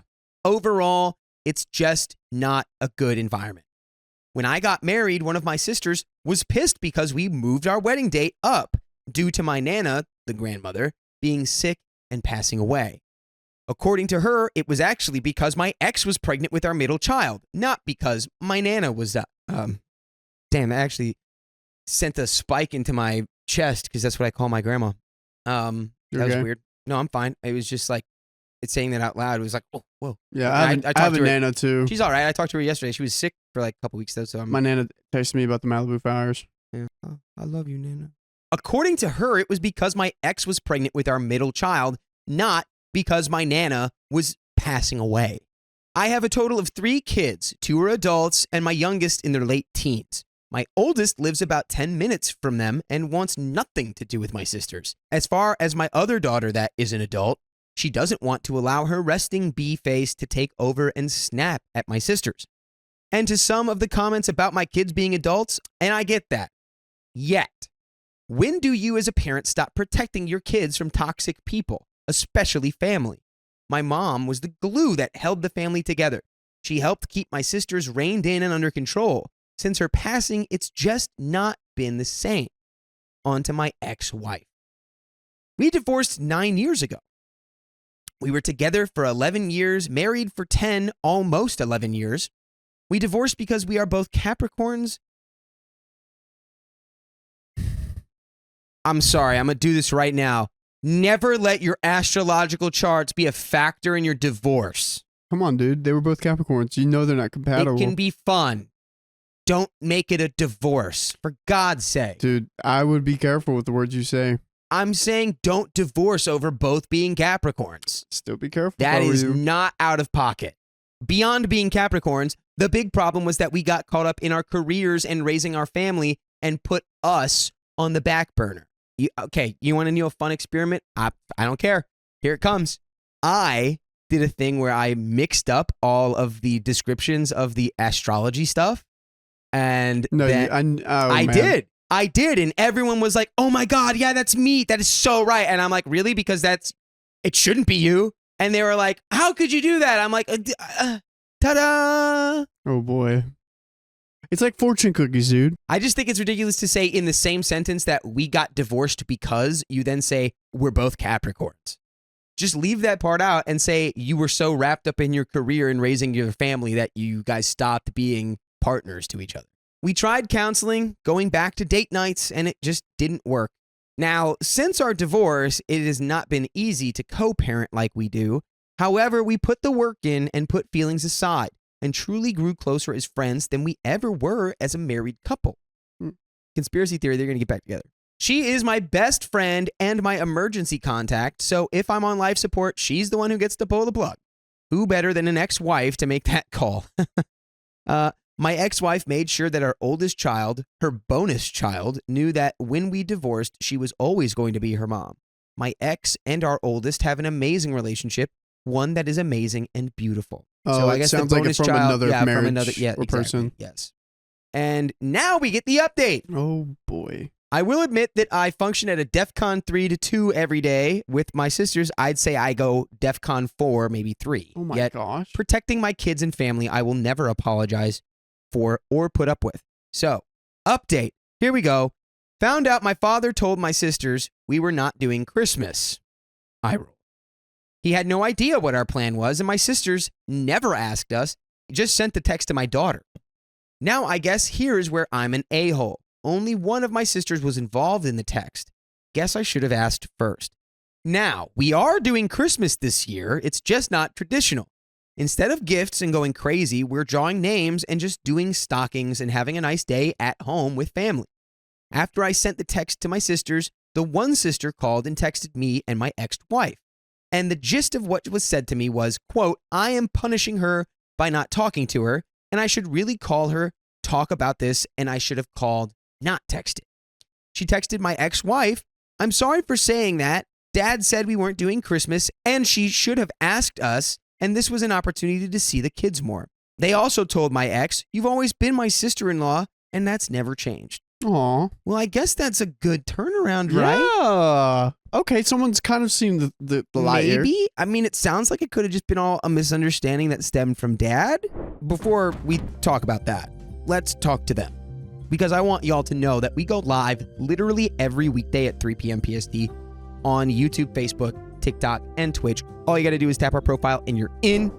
Could just be a misunderstanding in this one case. And then the previous incidents that OP detailed of like the low-key disrespect, like the low-key, like not super upfront, but like just kind of you can get a sense that that's what's going on. Yeah.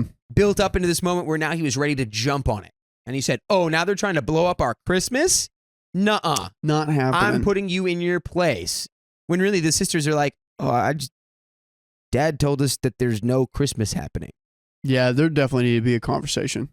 All I can say is the actions and the words say otherwise. Now, my youngest does sports, and sometimes we have to travel near our hometown for competitions, and my youngest doesn't want their aunts to even be there. My sisters are and have been toxic towards my kids, their mom and I, since my ex and I got married. So it looks like they're just trying to save face. God. It looks like they're just making excuses for their bad behavior. Right now, the decision is to go very limited contact with my sisters. As far as my kids, they just put them on Do Not Disturb on their phones. Classic.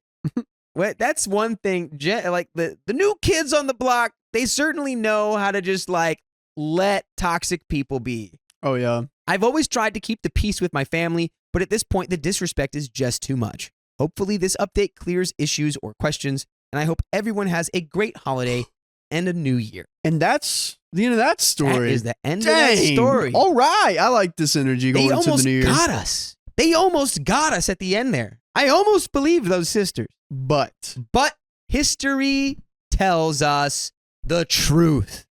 My sister has always been the golden child. Our parents only care about her achievements. because she's just better. She's just better. I have 5 siblings, an older brother, 30, 2 older sisters, 27 and 22, a younger sister, 20, and a younger brother, 18. My second oldest sister, I'll call her BB, is a year apart from me and has always been the golden child. Not to say that the rest of us were scapegoats. By the way, this comes from Naikuku on the OK Storytime subreddit. So BB did everything. She kept straight A's through school, was always MVP or champion on her sports and academic teams. Our parents kept a bunch of shelves for her trophies and medals, and it was always filled. They kept having to add more space. Since the rest of my siblings and I also did athletics and such, we also got shelves for our trophies, but they were never as filled and never as successful as BB's. Oh no. Dang. She was competitive and always a winner. The only sport we were ever equals in was soccer because we played on the same team. But she always got MVP. There was a little resentment, yeah, but I knew it had to be benched. BB didn't have an ego or anything. She was just good at what she did. And it wasn't her fault that our parents recognized it. We got along really well. We both go to school near to our parents' place, but they've been in the process of moving houses and doing remodels, so neither of us have been able to visit. I know that BB continues to do sports and actually has most of her college paid for by sports scholarships. Oh wow. Our parents' remodels were finished and we both came down to celebrate. They gave us the tour, and in the living room, they have a huge shelf of trophies. I figured they had consolidated all the trophies, but later on, I went down while everyone was out on the deck and read the nameplates. They are all BB's. I could understand if my parents had maybe gotten rid of my older sisters. Most of her were participation. Obie's like, who cares if they got rid of my sisters? Yeah, but mine? That's where I draw the line. But my brother was really successful with lacrosse, and I did good at soccer and swimming. My younger sister had numerous academic accolades. My younger brother is a really talented weightlifter and wrestler. The fact that they got rid of all of our trophies for BB's is insulting. That is kind of crazy. That's crazy, yeah. You could like It's if like you had they got shelves, trophies too. You had shelves. Okay, you got 5 shelves. You got 5 kids. Boom, boom, boom, boom, boom. Everyone gets one shelf, and if you can't fit it all on one shelf, then it goes to storage. Yep, but that's crazy. Yeah.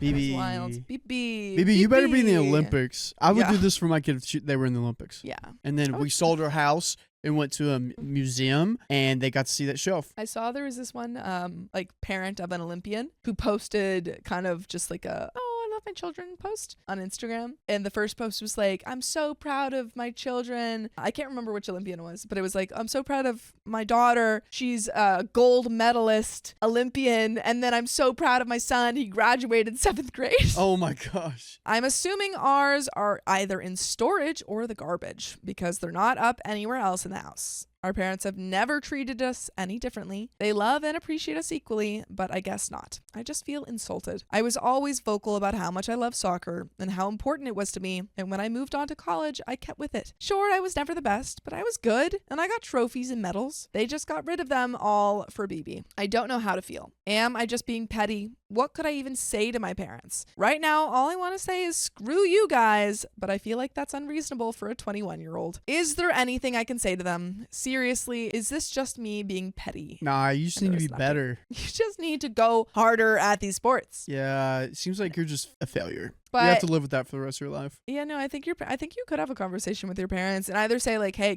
where did you put my medals? Can I have them? Or just like, hey, it seems like you guys are really only focusing on BB and the rest of us are feeling a little left out. Yeah. And also talk to your siblings about it. See how they're feeling. Talk to BB. Be like, BB, Talk to BB. What do you think about this? Hey, BB. And then use that against your parents. If she Mhm. gives you, if they're like, oh, I think it's all fair. I think it's all equal. Mm-hmm. BB, you're crazy. It's not. No, get all of the siblings united and then go after the parents. Here's the knife. Yeah. In between the ribs, you get BB to say it's unfair. Mm-hmm. You say, yeah, you all go up to the parents, and then BB steps up as your representative and says, hey, I've noticed that I've been getting a lot of attention, and that's not fair. And they're like, oh, BB, you're so sweet. BB, that's so nice of you. We should make an even bigger shelf for you. Oh. There's an update. So I spoke to BB the night I wrote my post. I pointed out that it was only her trophies on the shelf and it wasn't my favorite interaction. I think being away from her for so long definitely changed my perception of her, and I didn't really notice that she had changed, especially her ego. BB, no! She's a monster! She's a monster She's now, the BB. villain now. I showed her each trophy and nameplate, and she went, well, of course they're my trophies. When was the last time you got better than a bronze? BB. BB, BB. No. No, BB. I asked her if it didn't upset her that the rest of ours were basically hidden, even though we've had a lot of dedication to our activities. And she said, no, dedication doesn't make you a winner. BB told me I was wasting her time, told me to grow up and get over myself. Then she went to go hang out with our parents, and I think I finally got it. She was the golden child, and we were the scapegoats. The entire time I'd been there, they'd been hanging out with BB, and I was there too. I felt so upset, and admittedly, I self-imploded. Having my own sister that I looked up to and admired treat me like that was just a slap in the face. Our older siblings were so far in age from us that we really got close and relied on each other. Later, I got my parents separated from BB and asked. They pretty much echoed her, telling me I hadn't earned my spot on the shelf. myself and that my trophies had gone in the garbage. Because they didn't impress anybody the way that BB's did, and said that I was an adult and I should basically just suck it up. I've never been more hurt by anything. Oh my Your parents suck. gosh. Your parents and BB suck. Low contact. Literally low contact. Maybe no contact until they freaking figure out that they're monsters. I don't think I fully realized the scope of it when I was younger, but it clicks now. My game was on the same day as BB's. They went to hers. They brought snacks to BB's competition, but not mine. Everything for BB was hosted at our house, but nothing for the rest of us. I pushed so much of it aside and called all my suspicions jealousy because my relationship with my sister was more important. But it didn't matter half as much to her. Her ego had gotten stroke for years and years, and they finally let it come out and rear its ugly head. I was just flat out offended, especially that they thought everything out as though we didn't matter as much as BB. They'd thrown it all out. I was just so mad that I ended up leaving, and my parents yelled at me for causing drama. What? Your parents Stop! suck. You made BB sad. You made me be sad. Stop. Please. BB won't eat anything now. It's your fault. BB's like, I'm so upset that OP would be so jealous of my accomplishments. And her parents like, BB, no, BB. Look what you did to BB. Look what you did to BB. Apologize to BB. Apologize now to BB. But you know what always has drama? Us. You can join us live every weekday at 3 p.m. PST on YouTube, Facebook, and TikTok to see all of that juicy, juicy drama. Just tap our profile. And there is a little bit left. But dang BB. BB fell from grace. She was so cool. She had it all. She was nice. She was talented.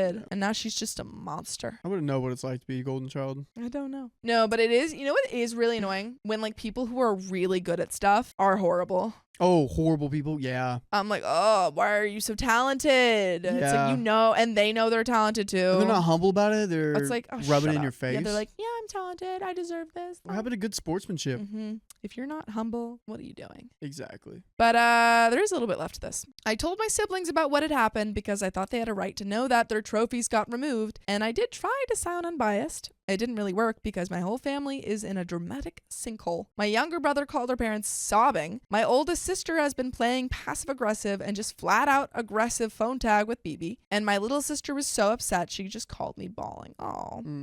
I've been trying to do damage control, but everyone else is just mad for what's happened. We all got a text from BB that basically read like, I'm sorry I'm better than you, but I deserve our parents' love more than you. BB, you're crazy. Which naturally got everyone riled up again and just caused more problems. This has been basically the worst week of my life, and I hate it. So yeah, there's my update. My family won't speak to one another, and we're all in a big dramatic mess. Sounds like Iron And Claw. Yeah.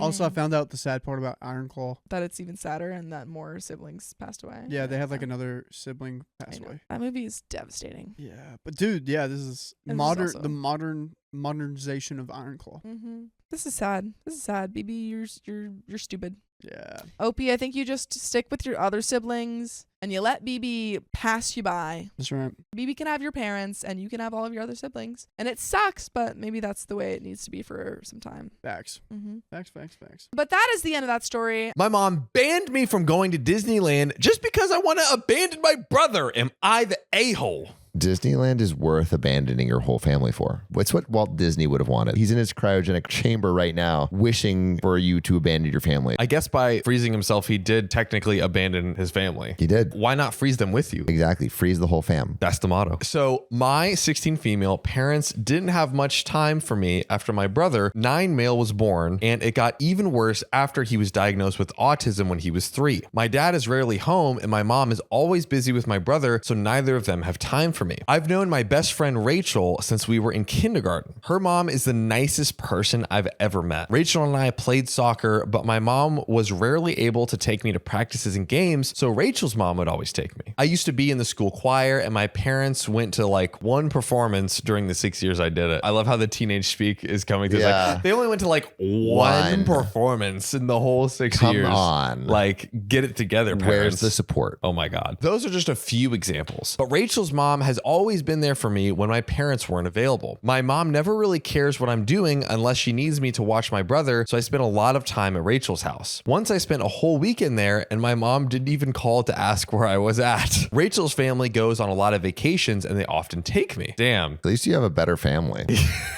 Jeez. Rachel's family is the real MVPs here. Yeah. It Especially the seems mom. like they just adopted OP. Basically, they're going to Disney World during Thanksgiving break and invited me to come with them. I asked my dad and he said I could go. They've already planned and booked everything and I'm really excited. I've been to Disneyland once with my family and it was horrible. My brother threw a huge tantrum on the first day because he wanted to go on the ride alone and sit in between mom and dad, so I had to stay at the hotel most of the time. My brother found out that I'm going to Disney and he had a really big meltdown. He loves Disney and he was mad that I was going without him. My mom told me that she was planning to go to Washington to visit my grandparents. My dad didn't say anything about that, so I'm pretty sure she just made that up to stop me from going. Go to Disney World with my best friend, see my grandparents. Yeah, they're not quite on the same level. Sorry, Grandma, you ain't got a lightning pass. Maybe a lightning pass fast pass straight to the grave. Oh, that's right. I don't want to go on a 14-hour car ride with my brother, and I'm pretty sure when we get there, they're either going to make me stay with him while they go out or take him and leave me alone in the hotel. I also won't be allowed to go out on my own. She told me that I need to think about my brother and his feelings are more important than mine. What? Because he's younger and is autistic. Bro, no one's feelings are more important than anyone else's feelings. I told her that I honestly don't give a fuck about my brother's feelings and I wish he was never born. Yikes. All right. Line cross. Okay, line cross. okay. We got the teenage angst coming in really strong. Oh my God. He was there when I said all this.